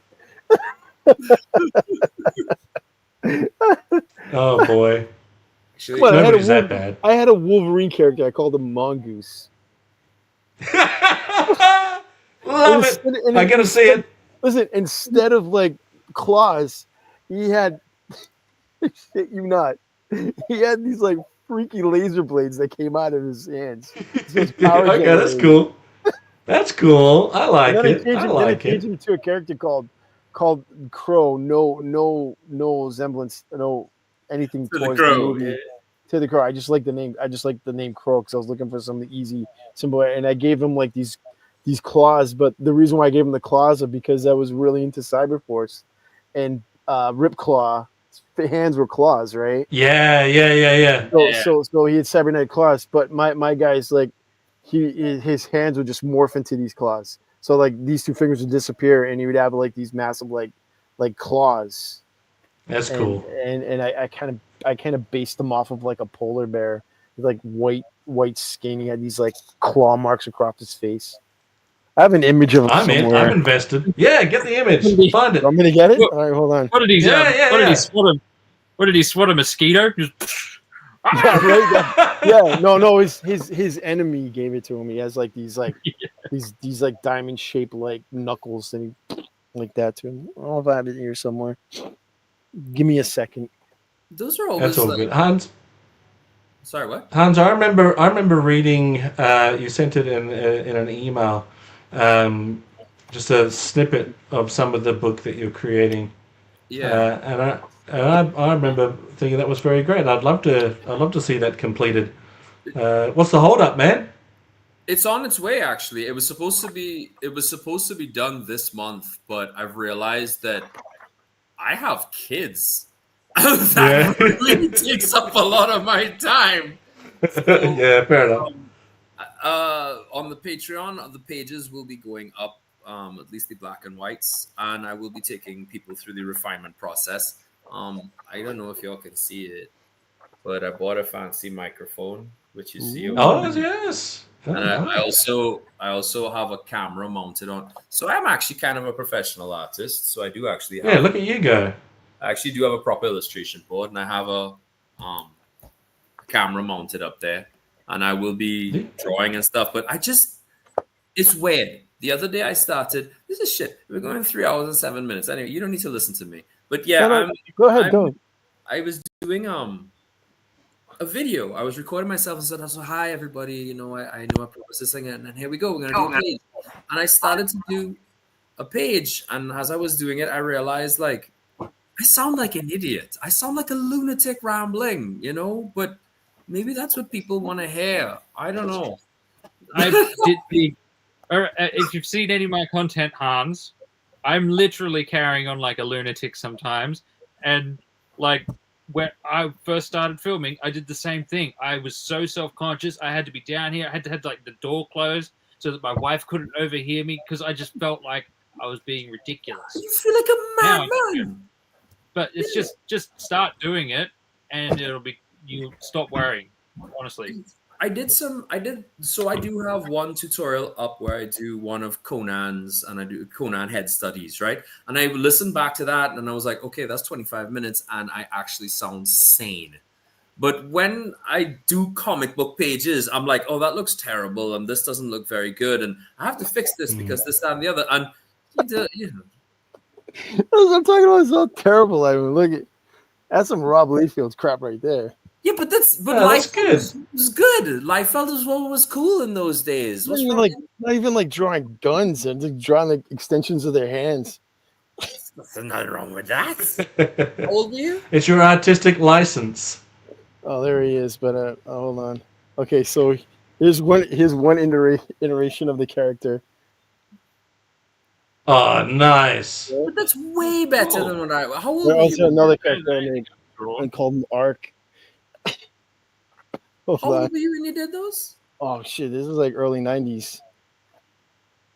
That's so good. You were in your teens somewhere. Early 20s. Oh, you were way better than I was. If I show you some of my early 20s stuff, it's There you go. yeah, that's cool. Yeah, that is cool. I couldn't even blow my nose right in my 20s. Some robot guy, half robot guy. Alpha Oh, Prime. that's cool. I still can't draw half that good, Gaz. So you're right. You're right. Yeah, I'd go back and forth. I go back and forth from like the laser stuff to like claws. And I combined him with that other Nice. character, gave him like metal arms. I don't know. Some Wait, crazy I couldn't even screenshot a picture that good. Oh, here we go. Here we go. Here we go. Here we go. Here it is. Here it is. There it is. That's it right there. Oh, fuck yeah. But that's good stuff though for the time. That is good stuff. Yeah. Look at those titties. Come on, man. It's a family show, man. It's a family show. Since when? Since when? Oh, I got another one. Hold on. There's one more. Show us all of them. I drew a ninja. Oh, this is all right. Are you going? All right, I'll show you. Okay, hold on. This I drew back in like the late '80s. I was like Wicked in this, Wicked in the Turtles. I got the first Turtle comic book, the original black and white. So I created my own ninja, the Black Scorpion. Oh, that's cool. That's cool. Right? Yeah. That's real good. Here's another. I don't mind the Yeah. names. I don't know. My friend was like writing through them. So there you go. That's that guy. I think I showed this one already. Yeah, I showed these two already. Hold on. Let me go back here. Are those all inked? They're inked with pencils. Right. I call them color pencils. Like here you go. That's cool. Yeah, that's awesome, man. Yeah. So Psylocke, Wolverine, and your personal character in that lineup? Look. I call them Vengeance, but then I changed it to Shattershot. I was gonna make it Shattershot. Oh, okay. Shattershot, like one of those kind of characters. Shoot. Oh, here we go. Here it is. Here you go. These are like I was doing like an X-Men comic book That's cool. story. Yeah. So that was like two main characters. It's like some death ability. She can like take power, like life away, and that was Mongoose. Basically, Mongoose is cool. Well, not really. Be honest with you. Don't patronize me. I did another It's- character. See, this is what I'm talking about, like Layfield. Like Layfield. Yeah. Look at the You gun. get the hair. Nice. It's just an extension of his fist. Well, it's no Farscape, but it's cool. Farscape is way cooler than this. Rob Liefeld, from what I'm led to understand, is So actually the really version cool. of the, I don't know, I was messing around with him. It's like Black Dragon. Obviously, Spider-Man. Yeah. That's about it. It's like I have like notebooks full of this crap. There's a team. Well, There's a team that's of cool too. characters. That's incredible. Oh, I guess. Sorry. Yeah, that's it. You can take me out of the screen now. That's it, really. Take me down. Yeah, but that's Well, good I liked it, Gaz. I thought it Thank was you. good. Thank you. He was better than what I was. I put it in drawing the- at that age. So I it's had- like you have a notebook, right? Or a sketchbook, right? And you draw shit in just for fun, right? And then you bring it like you have your art class in high school, and you're doing stuff and they'll be graded, right? So you had a substitute teacher, and then he takes your notebook and he's supposed to grade your image, but then thumbs through your notebook and starts marking up all your work. So I had copied this picture of an X-Men cover of Wolverine that Mark Silvestri did, right? Yeah. Just for fun, right? Just for fun. And then he writes that's in it, cool. "Where'd you get it from?" I'm like, "It's a comic book cover." It's like, "Ah, so pissed." I was so pissed. I'm like, "Why'd you mark it up?" He's an asshole. But he Yeah, may not have. Poor fellow may not have known. But yeah, probably. Yeah. I had Actually, I wonder if I saved the picture. This is the last thing I'm gonna do before my wife punches me in the nose because she's gonna be like, "What are you doing? You're up late." But this is kind of a. Give me a hot second. I saved it onto my phone a while ago because I wanted to tell my students this story. Come on, Chow. Don't be retarded. Where is it? There he is. All right. So that guy right there. Oh, let me solo. All right. All right. So get a good look at him. Come on, computer. Yeah. Don't talk to me. All right. That's all right. Yeah. That guy, Good fella. that good-looking guy, is a soldier in our country, and when he stopped, he became a teacher, and he became one of my teachers. He was a very stern guy. His name was Ribeiro, Mr. Ribeiro. Anyway, we didn't know he was a soldier at the time, but he was very strict, but he was very fair with everybody. We have these things called deans. He became the dean of Form 3, and I used to draw a lot. So my mom used to buy like these bags of copybooks, which are like little notebooks, and I would use all the notebooks for my school except for 2. I'd save 2 because I knew I was going to draw. And Mr. Ribeiro got so adept at knowing that I was drawing that he would walk by the classroom, he would reach in onto my desk, he wouldn't even look and pull, and he knew it was my drawing book. And he had seized over the course of a year and some change every single one of my drawing books that I had. He never said anything to me. He just took the book. And then we have like a parent-teachers meeting, and my parents had to talk to everybody. And eventually they reached him, and on his desk, he had every drawing book he'd ever seized from me. And in my head, I'm like, this man is going to murder me. And if he doesn't murder me, my parents are going to murder me, and he's going to help them bury the body. So I sat there, and my parents were talking to him, and he says, Hans is a very, very intelligent boy. Like, his marks and stuff are fantastic. He's really good in class, etc., etc.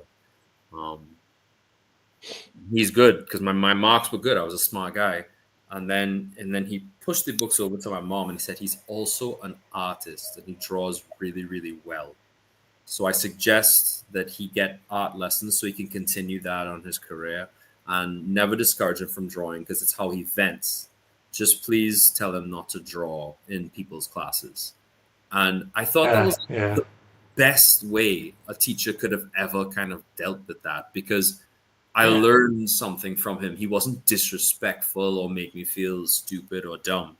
And he's actually a big reason I actually kind of like signed up for the military, because like he had such character, such presence, such force without saying anything, but it was always gentle.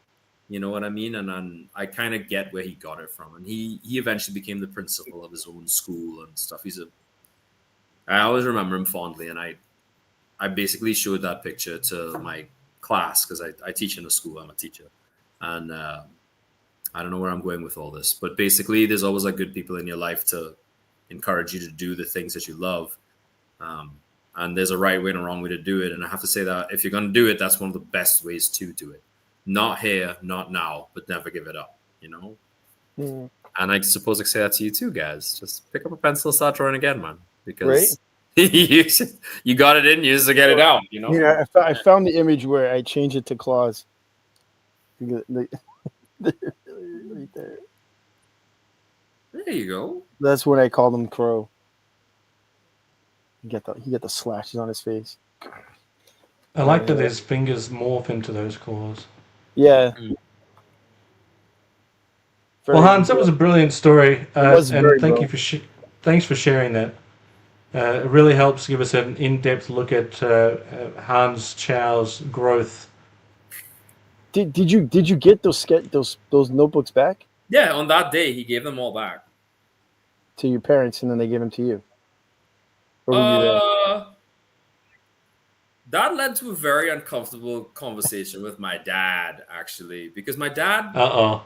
and my mom always thought, like, he's an artist, he's gonna die, probably hungry. So they were like, that's nice, but make sure you study something else, all the time. I used to draw really sexy ladies for my age.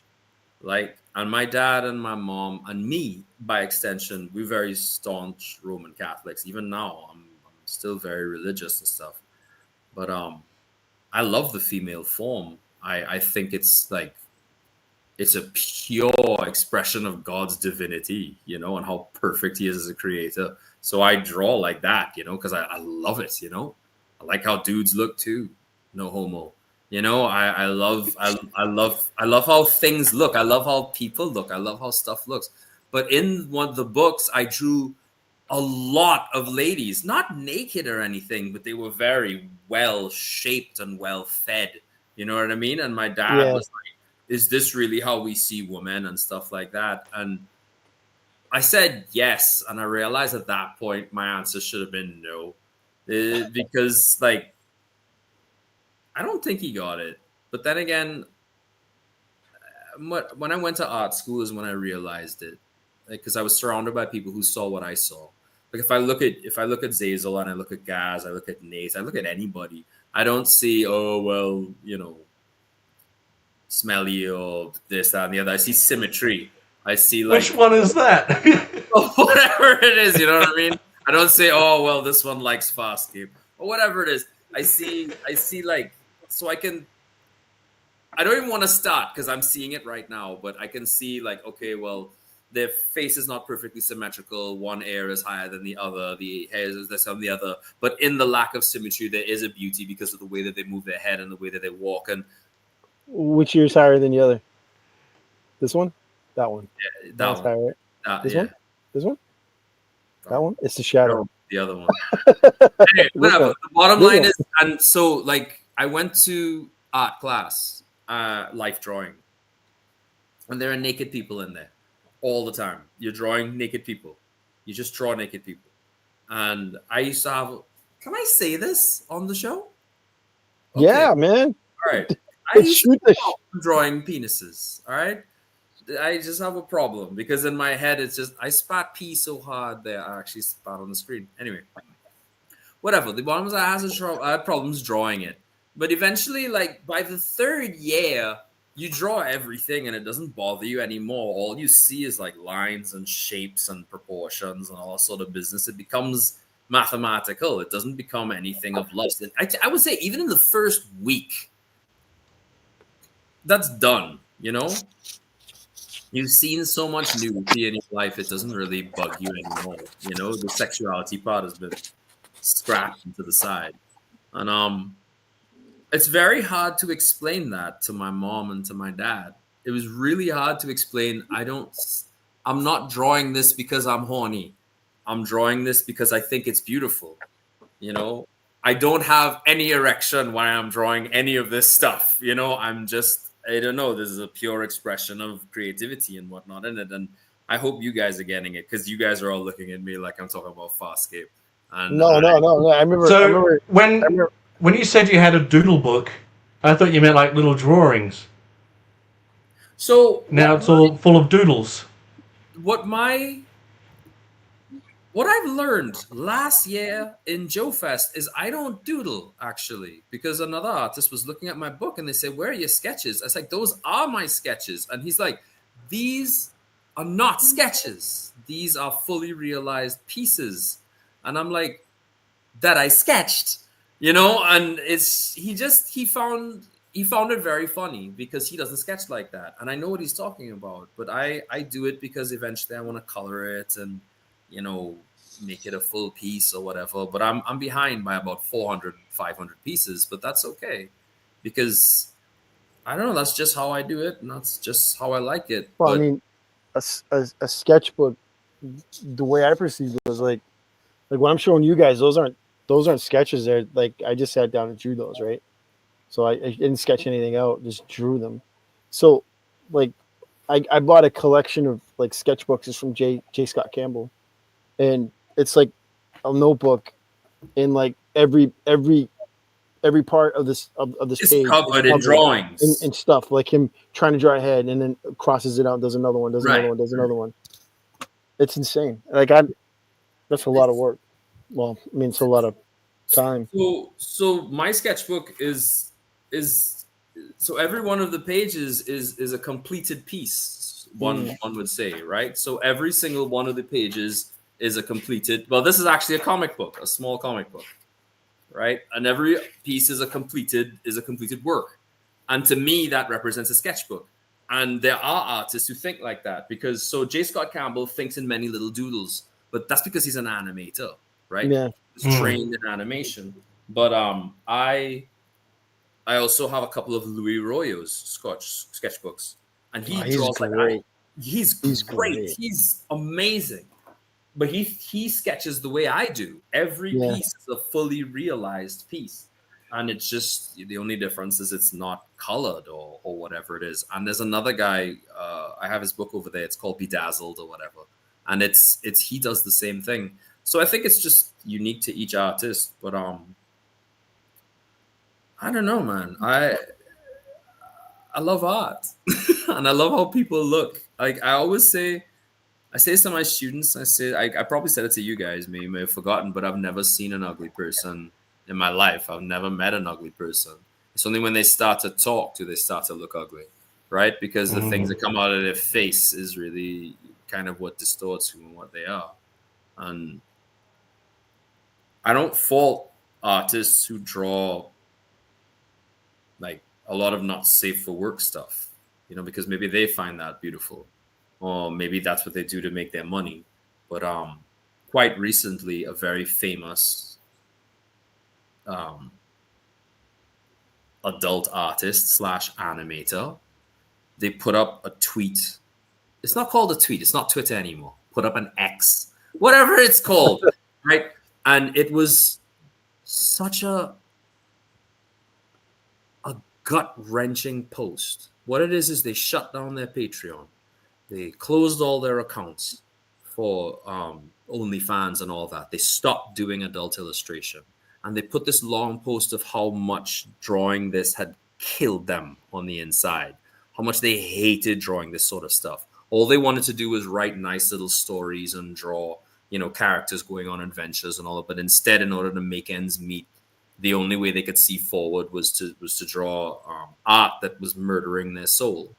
And it was heartbreaking to see that she was driven to this kind of dismal point.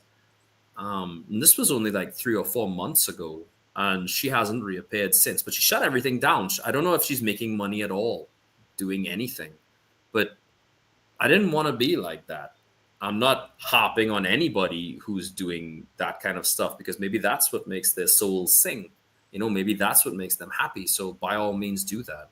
But I don't think anybody should be forced to do something with their art just to make ends meet. I mean, this feels weird. This feels like a weird kind of analysis. But anyway, I've done this. I work like 3 or 4 jobs, very much part-time. And I mean, my kids are happy. My wife is happy. I'm not a rich man, but I can make ends meet really happy, really well, and I'm not compromising on what I believe in with regards to my art or anything. And I'm glad for that. And I'd rather do that than have to, draw something that I hate or draw something that would make me feel like this person did. I don't want to say their name because at that point people will know that I've been looking at their stuff. But I always remarked that they were fantastic artists, and it always felt like they should have been doing something else. That brings to mind your She-Hulk story that you told us not too long ago. Yeah. Do you want to remind us on that interaction? Yeah. So there was a guy. I drew a She-Hulk. She's in the gym and she's working out, and I was at a convention in Canada. Actually, that's where I met Ken for the first time, I believe. She was there and she was up, and a guy walked up and he looked at the picture and he said that She-Hulk should have more muscles on the picture, and I was like, oh, okay. And it was kind of a weird moment. And then he just said, if I didn't care, I wouldn't have told you. And I thought to myself, oh, all right, cool. And then my buddy who was with me, who was sharing a table with me, he looked at me and he said, that guy's a jerk. Forget about it. And that really kind of messed me up a little bit thinking about that. But I kind of let it go. Granted, you guys know the end of the story, which is essentially I did redraw the She-Hulk with more muscles and stuff. But you can't please everybody, man. You can't please everybody. And if you can't please anybody, you should kind of really please yourself. And if I wanted She-Hulk to look that way, that's how I'm gonna draw. And that's kind of how it is. But once again, the guy, they always hold up a mirror. And I think that's the job of a good critic. Right? A good critic is supposed to hold up a mirror to the creator and say, is this the best you could do? And if you know in your heart of hearts that was the best you could have done at the time, fantastic. Good. You've done all that is required of you as an artist. But if it is not the best you could have done, then you have to learn from it. And at that point, you can't hate the critic. All they did was hold up a mirror and vocalize something that you yourself may have been thinking already. And in did you think that she needed more muscles? No. So exactly, you know what I mean? But sorry, go ahead. I was just gonna say I had a similar situation. I played a gig at one of the local pubs in town. I used to just do the occasional acoustic session, playing covers, and this dude came up to me and he was hard to understand. I'm not sure. I remember he had an accent. And he was going on, oh yeah, you should stick to these sort of artists that stick to those and don't sort of do this, that, and that. And I was just like, generally just kind of confused by it. But I was like, oh yeah, well, thanks for the advice, or blah blah blah. And then later on, I got home and I'm just like, no, screw you, buddy. I'm going to play the songs that I like. That's my whole thing. Is that I didn't really want it to turn into a job, so I was just going to learn. I was just learning to play the songs that I enjoyed personally, and I'll go play a gig. And if people like it, they like it. If they don't, they don't. I wasn't trying to make it a career. It was just something I was doing to make a bit of money on the side. So I was just like, nah, stuff you, mate. I'm just going to play what I want to play. Like, was that guy like a movie? A music mogul? Was he like a? He said he was a musician. Producer? He said he was a musician. I'd never seen him around. I was gonna say, if he's not a producer or whatever, that could sign you to a record deal. Or the guy that criticized your She-Hulk, was he like a editor for a comic book company, art director for a studio? Because if not, then it's just your interpretation. So if he thinks that She-Hulk should have more muscles, that's fine. That's his interpretation. Like, I think personal preference. Superman. Like, for instance, Superman doesn't need a load of muscles. He doesn't need to be looking like Arnold Schwarzenegger. He can look like me, or Zazel, or you. I think you're super Gazz. You are too, buddy. I did think at one point that the guy might have had a point, because on the same day I'd met a lady who is one of the local agents that they get people gigs around the pubs and stuff. And she took my card and she's like, "Oh, I'll give you a call," and never called. So maybe old Bud had a point, but what could have been? It's always. Mate, I know. Is it worth it to compromise on what you love, though? You know, and that's how I always feel. Well, at the end of the day, if you look at it this way, your dream is to create a comic book and make money at it, right? But right now, it's a passion, it's a hobby, you love doing it. are you going to feel the same way when it becomes your job? That's That's a disconnect that a lot of people don't think about when they're Yeah. striving. I'm just going to say comic books because it's what I know, right? Is becoming a comic book artist.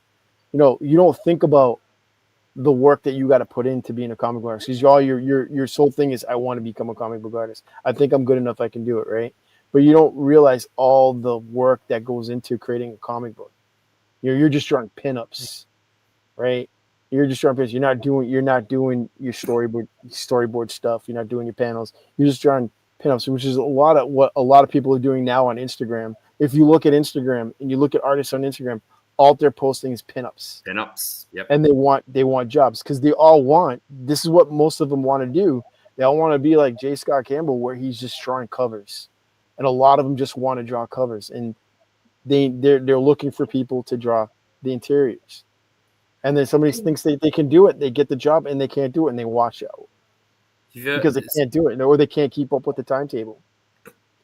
It's always interesting to hear J. Scott Campbell talk about interiors because he did do interiors at one time. Yeah. And when he spoke about, I think he was doing Gen 13 at the time.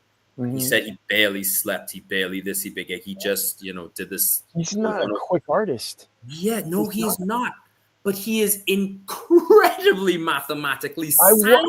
I watched him on a stream with, I want to say it's Joe Quesada. It was his stream. And he had a bunch of guys on there like Marvel, DC Legend guys drawing. And their whole topic was they all have cameras on their desks, right? And they're going to just shoot the shit like we are. And while they're doing it, they're drawing whatever topic they decided to draw. So this one with J. Scott Campbell was Scooby-Doo. I think they were all drawing Scooby-Doo, or their versions of Scooby-Doo, right? These guys were drawing, like Joe Quesada, drawing, quick, they're fast drawers, right? And you got J. Scott Campbell was like, he's like drawing like that. He's like in it. He's drawing slow. And while they're drawing, like they got the full crew, J. Scott Campbell's just done with Thelma, right? And he's not fast. He's not fast at all. So we have an artist, and he's been there every single year, a guy named Robert Atkins. He's the artist for G.I. Joe.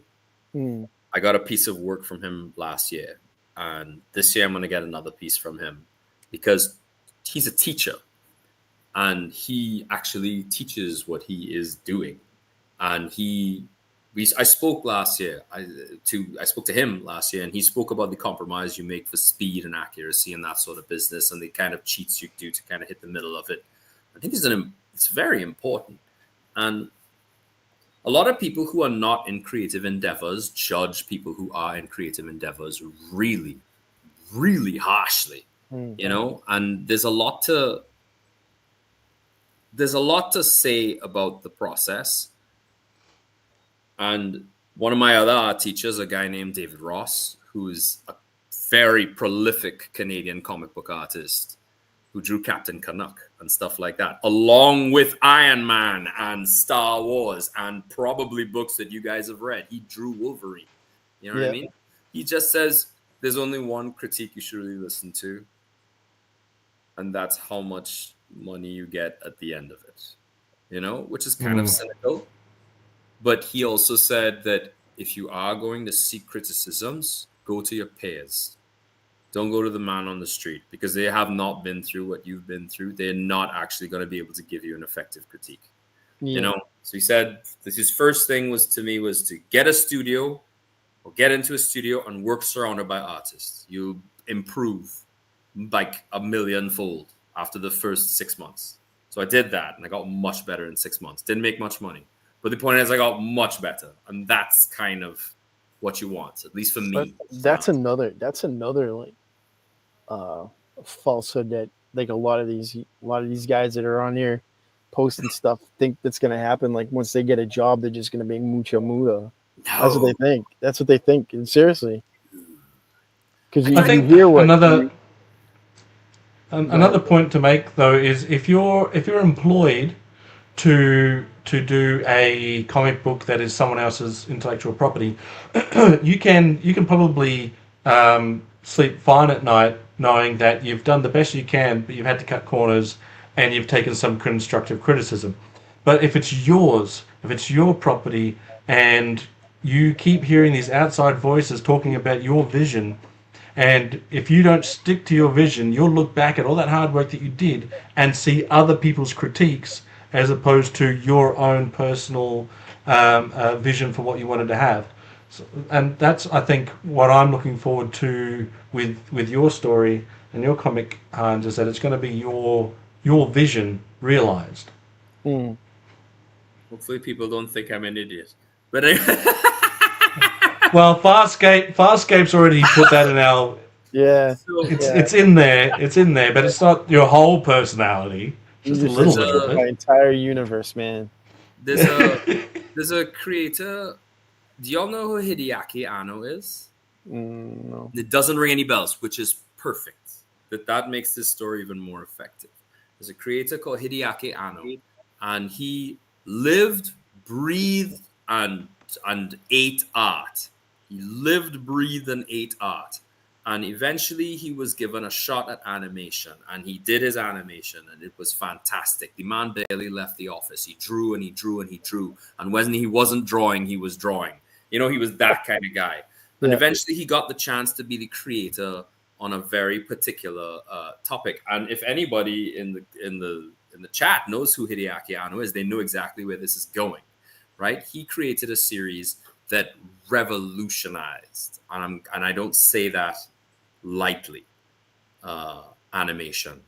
But when he wrote the conclusion, he was lambasted badly, like death threats, all sorts of stuff. He said his secretary was actually opening the fan mail to check and see what the fans were saying, and if it was too cruel, they'd put it aside. And only after like 3 or 4 years after the death threats and stuff had stopped did he finally kind of come back out and start to work again. You know what I mean? And for those of you who don't know, who are out there in YouTube land, Hideaki Anno is the guy who created Neon Genesis Evangelion. And that is the exact series that he was lambasted for.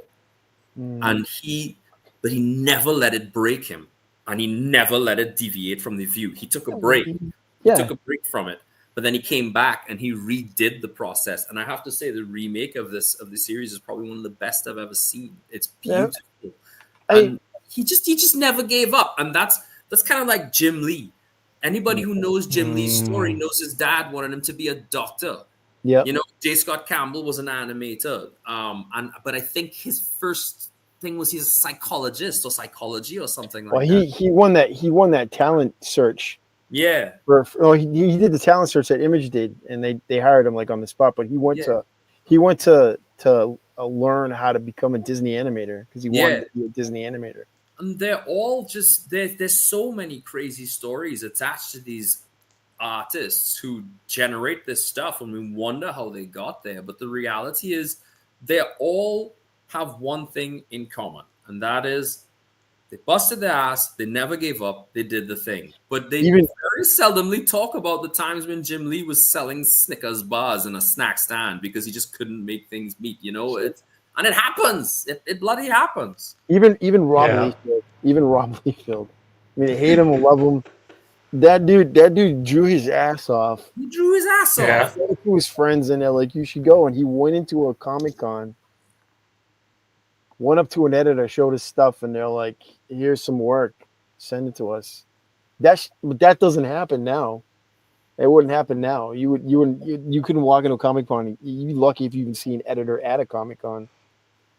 A lot of the editors and stuff at the comic conventions, and a lot of the people who do comic books right now, I'm just gonna go ahead and say it as I'm kind of in the industry just a little bit. So you have to be careful because the reality is, you want to draw Spider-Man, you want to draw Wolverine, you want to draw all these other sort of things. You're in competition with 5 million other people, bare minimum, who are just as good as you, if not better. Right. And the reality is, Marvel is. I'm going to be very careful with this. Some companies are not very nice to their artists. No. Right? It doesn't pay as much as it really doesn't pay as much as you think. I did some inking once for a fairly large firm, and it didn't pay as much as all that. What it did was look good in my portfolio. It looked good on my resume and helped me to get another job. But what you really want to do is, honestly, you want to find your little niche and you want to be happy there. Artists never, ever, ever have conventional stories. They're always weird. There are very few people who loved drawing as a youth, kept drawing all through high school, went right into university, went and got a job as an artist, and now there's a steady job. It's not like that at all. It's always unconventional. But that's fine, because there are no artists who think conventionally. We all very, very odd. And as befits our odd choice of occupation, we have to have an odd path in life. So don't be scared if it's weird. Just do the thing.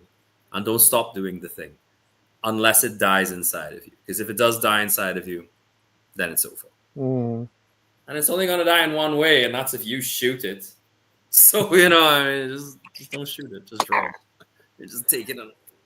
So I wanted to show, like, we mentioned an artist called Arroyo. I wanted to show a piece of his work. This guy is phenomenal. Spanish artist. Oh, that is great. Look at that. Damn. Oh, damn. And that's tame. That's tame for what he does. He's a brilliant artist. Yeah, it's Brilliant. brilliant artist.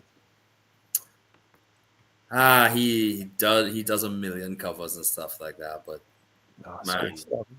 it is. And there are a lot of good ones out there, but just because there are people that are better, man, Really does differently. draw, play your instrument, sing, write, do all that stuff. And then find people who think it's cool and be friends with them, like what I've done with you people.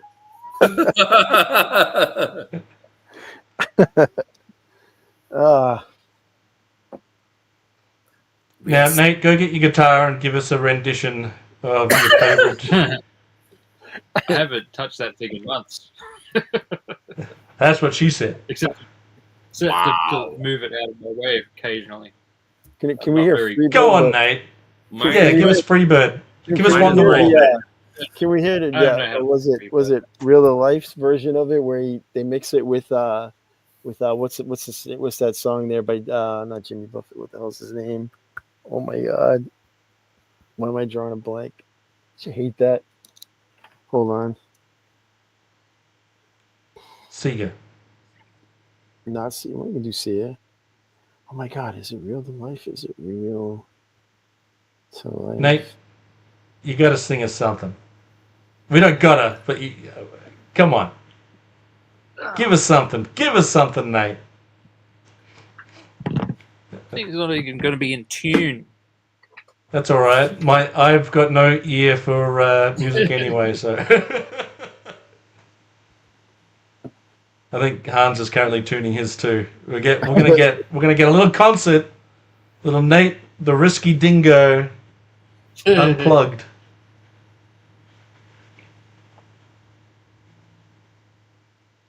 So I'm going to do a live stream with Phil. We're going to talk about some Japan stuff. So that's going to be a fun hangout. I highly recommend if anyone gets an opportunity to go to Japan that they definitely go and hang out with Phil. One of the highlights of the year so far. And the great thing is, he lets you break his foot. Yeah, Gazz, where have you been? Where have you been, Gazz? Tell us where you've been. You've been off the radar. Yeah, I've been laying low. Why have you been laying low, Gazz? Spill the beans. Just life, work, stress. Work sucks, I know. Doing his best not to get deported. Not to interrupt, but the song I'm asking for you to play is Will to Powers, Baby I Love Your Way, crossed over with Freebird. Nice. Baby, I love your way. How many days?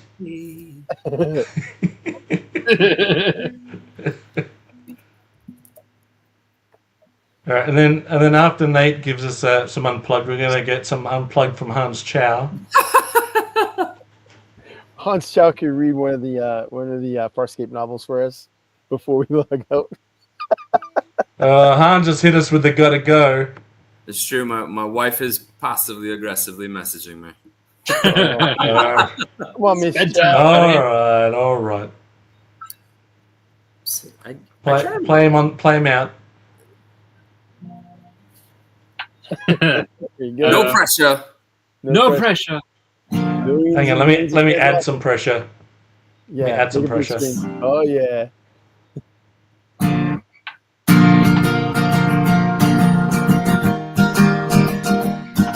It's still not in tune, damn it. Whatever. I love this one.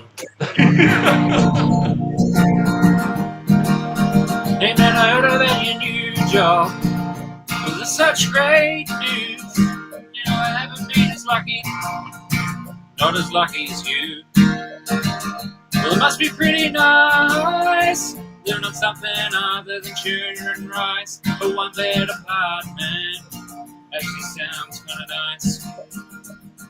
Yeah, but wait, you can stay at our place. It's getting late. You're still on your pee plates. Sit at the front of their place, and we'll clear a space just big enough for you.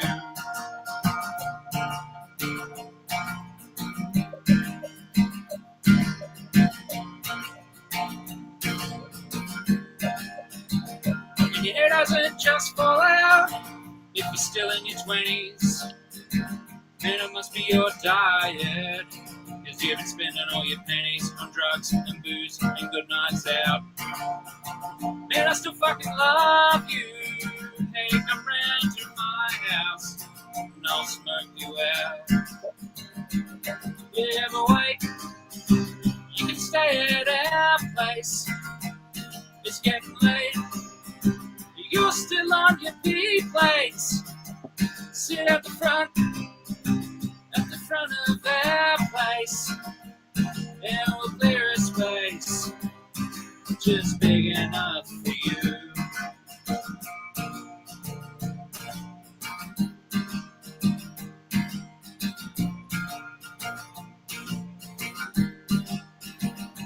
You've been a bit lost now, but that night when you flipped out, maybe you should slow down. Maybe I should too. But you've got a burning heart, just don't go burning out. You can borrow my jacket, you keep it warm. Yeah, but wait, you can stay at our place. It's getting late, you're still on your pee plates. Sit at the front of their place, and we'll clear a space just big enough for you, just big enough for you, just big enough for you.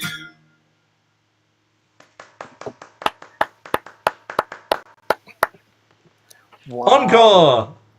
Wow, that was great. Love it. Right here on STS Live. Tinker could We sing got the back. scoop. Is that an original, Nate? I've never heard that song before. No, I think it's called Our Place by the Verge collection, I think. Okay. It was a great song. I do have some Great song. originals that are very good, Great. so I never bothered playing them. You see that, Zays? We Well- just do a variety show. I think we're going to have to formulate this show to be more of a variety. We're going to have musical acts. We're going to have comedy acts. We know a comedian. Yeah, Bob Squad. He's a comedian, right? Who will be at Joe Fest this year? Yeah, Look at Clubhouse has got Perfect. talent. Just mention the name J. Scott Campbell. I got an email from him about his work for Marble Rivals. He must be watching the show. Really? Let's get an email alert that they want on show. Shit, you not. Right there. That's cool. Anyways, that's great. Loved it. Risky Dingo. Yeah, That should be the name That of was an album. brilliant. Gotta cut an album. yeah. Risky Dingo. Loved it. That was brilliant, Nate. We definitely want to hear some originals. We'll say our goodbyes to Hans, though. Hans has got to go. Thanks for hanging, Hans. It's been a pleasure. Thank you for having me, gentlemen. It's always nice to see you. Less than 8 weeks now, I'll see you in person. Yeah. Well, not all of We you. Nate, We you can and watch. I. We can watch some Farscape. Yeah, we can watch some Farscape. Remember Hans. Remember Hans. Remember Hans. Yeah. Yeah. Nothing but love, buddy. Wait, something from Australia. Nice. A little bit of Bluey. A little bit of blue. That's cool. Wow.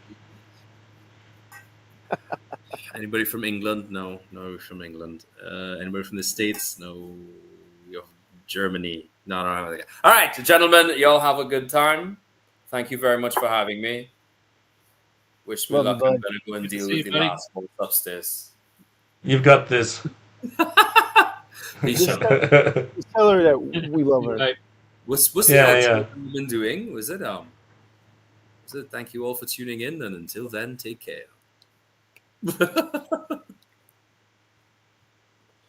What a legend. He is a legend, man. That guy's What a great. good guy. And this What a legend. good How about guy. this legend with the music? Wow. Holy moly. Can we get a Nate original? Well, now that we're a variety show, let's get a Nate original. Yeah, I feel Well, so There's probably talentless right only now. one that I can actually remember because I wrote it for my wedding. Actually, Can we get an Okay. acoustic version of Zells with the Okay. fellas? I'm probably not going to hit the notes because I haven't sung it in a long time. I haven't practiced. Well, would love to hear it.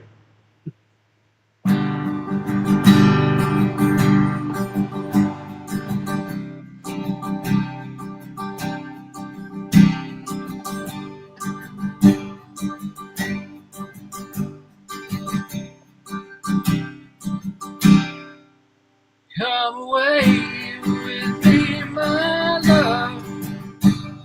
We'll sail across the sea.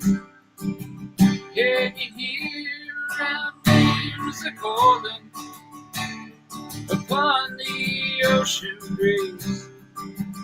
Come away with me, my darling, to lands we've never seen.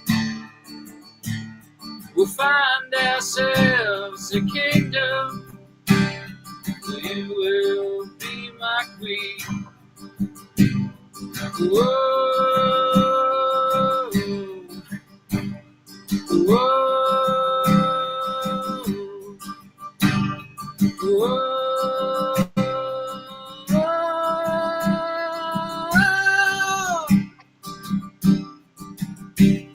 The sea may rage around us, the winds may blow a gale, the waves may fall upon us, but I know we will prevail. 'Cause we will face the tempest, brave the unforeseen, to find ourselves a kingdom. You will be my queen. Whoa, whoa, whoa.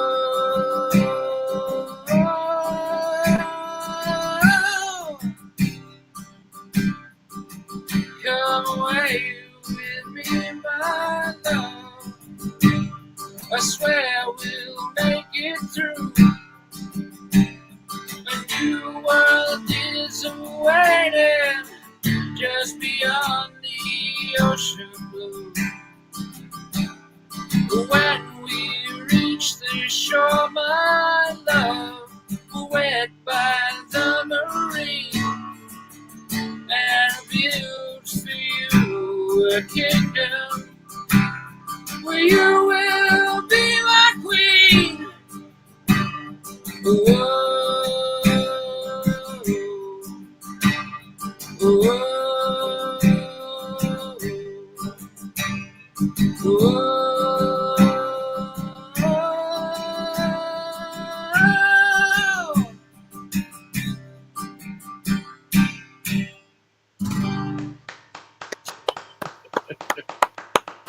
Amazing. Amazing stuff, man. Thank you for sharing that with us. A very beautiful, poignant song. Kim must have loved it. That's legitimately like the only song of mine that I remember because I never bothered playing them because you're playing at a pub. No one really wants to hear originals. They just want like popular. Yeah. Yeah. So I ended up just not bothering. Well, I thought that was great, buddy. And I'm no musical genius, but it sounded in tune enough for me. Right? Fair enough. I'm sure you could fit that into a playlist and nobody would realize it. That it's not like that it's an original. Yeah, you just throw it in there. Yeah. Not everyone knows everything. Yeah. Yeah, but it was very. I had a very eclectic set list, so what I wanted to do was I'd throw in a bunch of like old stuff and new stuff and just kind of mix it all together. So you get people who are like going, yeah, I know this one, and then the next one they'd be like, eh, what is this? And then so it's like it was really, if I wanted to be more successful in it, I should have just played the ones that I knew like everyone knows and loves or whatever. But you were being like the hits. Risky dingo. Yeah, you've been a risky dingo. But then occasionally you'd get like this someone would come up, well, what was that song? And like that was just validation then. It was like, aha, I got you. Nice. Yeah, because I was listening at work, I'm listening to Triple J all day. So you kind of do hear like something that just came out a few months ago and you're like, oh, that's a good one. So you go and play it. Wait, what's Triple J? Is that a radio station that plays alternatives? Yeah, indie. Triple J is a national radio station that it's sort of supposed to be more of a youth oriented, like young adult, teenagers, young adults, is the general thing, and so they keep fairly well on track with like modern stuff, particularly Australian modern stuff. So you always kind of hear what's coming out. I barely listen to the actual radio these days. Yeah, it's been a while since I have too. Yeah, that was the good thing about Triple J was that like they don't have, because it's government owned. There's no commercials. Oh, that's good. You don't have to put up with all like 10 minutes of garbage just to hear a song. DJ talking. In Australia, all the commercial radio stations all seem to employ the same dude who talks like this. You're listening to and they talk and they always talk over the beginning of the song to just about or they cut the end, or they cut off the end. Yeah. Yep. I the only radio station that I occasionally listen to for music is a station from Berlin, Germany. Ironically enough, I get it over the web, and they play like everything from modern to like old, and they mix it all together. Like you'll hear like Celine Dion, and then the next song will be like Metallica. Yeah. Like, cool. And it's a regular radio station. It's not like the internet station. It's like it's pulling right from the station right then. They're playing in your car. It's crazy, but that's the only radio station. Other than that, I just listen to talk radio for the traffic updates in the morning. I'm like, if it doesn't have Casey Kasem, then it's not worth it. And poor man, he's rest in peace, Casey Kasem. I used to listen to Top 40 every morning when I was a kid. Every Sunday, well, not every morning. Every Sunday morning, we'd have breakfast. And then you find out he's part of your favorite cartoons. Mind blowing. I know, right? I'm like, hey, this sounds like the guy on the radio. Is that what he looks like? Cliff Jumper? Yeah. What he looks like? Was it Shaggy? He looks like Shaggy. And then you see him, you're like, you don't look like Shaggy. Cliff Jumper was the one that surprised me. I was like, Cliff Jumper and Shaggy are the same person? I think he did the voice of Robin on the Justice League too, right? Super Friends? I'm not sure. That wouldn't surprise me. I think he did Robin for Super Friends. You know who would know? Other than you, obviously. Would be Space Commander. Yeah, he'd know. Space Commander. Yeah. All right, boys. We're over the 4-hour mark. Should we call it quits and come back next week? Came back. Longest show yet, probably. Yeah. Next week. 18? Well, next week. Want to talk about We really could do A-Team, yeah. Well, we're going to continue our RonCon rollout. So let's do A-Team. How do we want to do it? We just talk about it as a whole, or favorite episodes? Just talk about it as a whole. Talk about it as a whole. nice. We can talk about specific.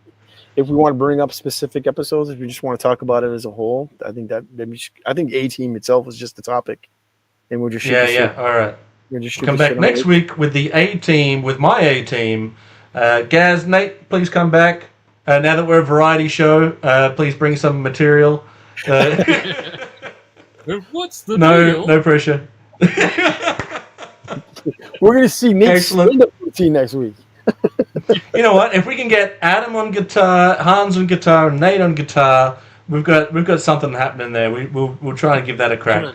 But we'll be back with the A-Team. I also think mariachi. Yeah, we could do that. We could do airiachis, where it's all just air. Just pretend. I got no musical skill. Yeah. Hey, hey. You play air guitar pretty good. That's about it.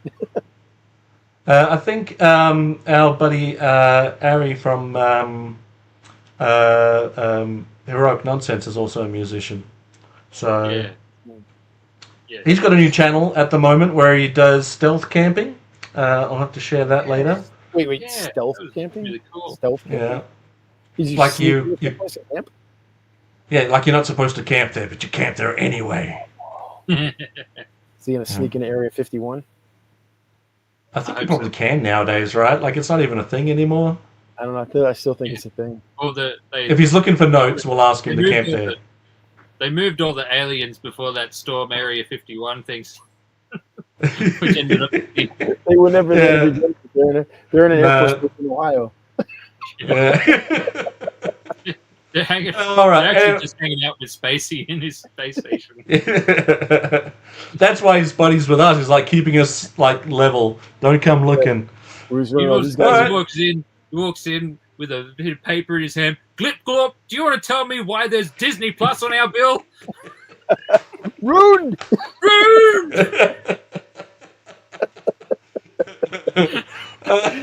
We need a T-shirt with Space Commander going rude.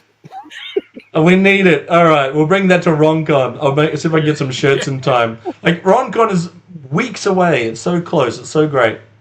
I've got all my tickets booked. All right, we'll talk after the show. We'll catch up after the show. Thanks to everyone that's watched. Please leave a like button. Nate's link is in the description. Hans in the description, as well as many friends are in the description. Go check him out. Gaz, I think your Instagram or something is in there. But it's something's in there. I know it's something. I think it's Instagram. I think your Instagram's in there. But I have been enjoying your Spaceman Spiff comics, so it does continue. All right, and with that, we're out of here. See you.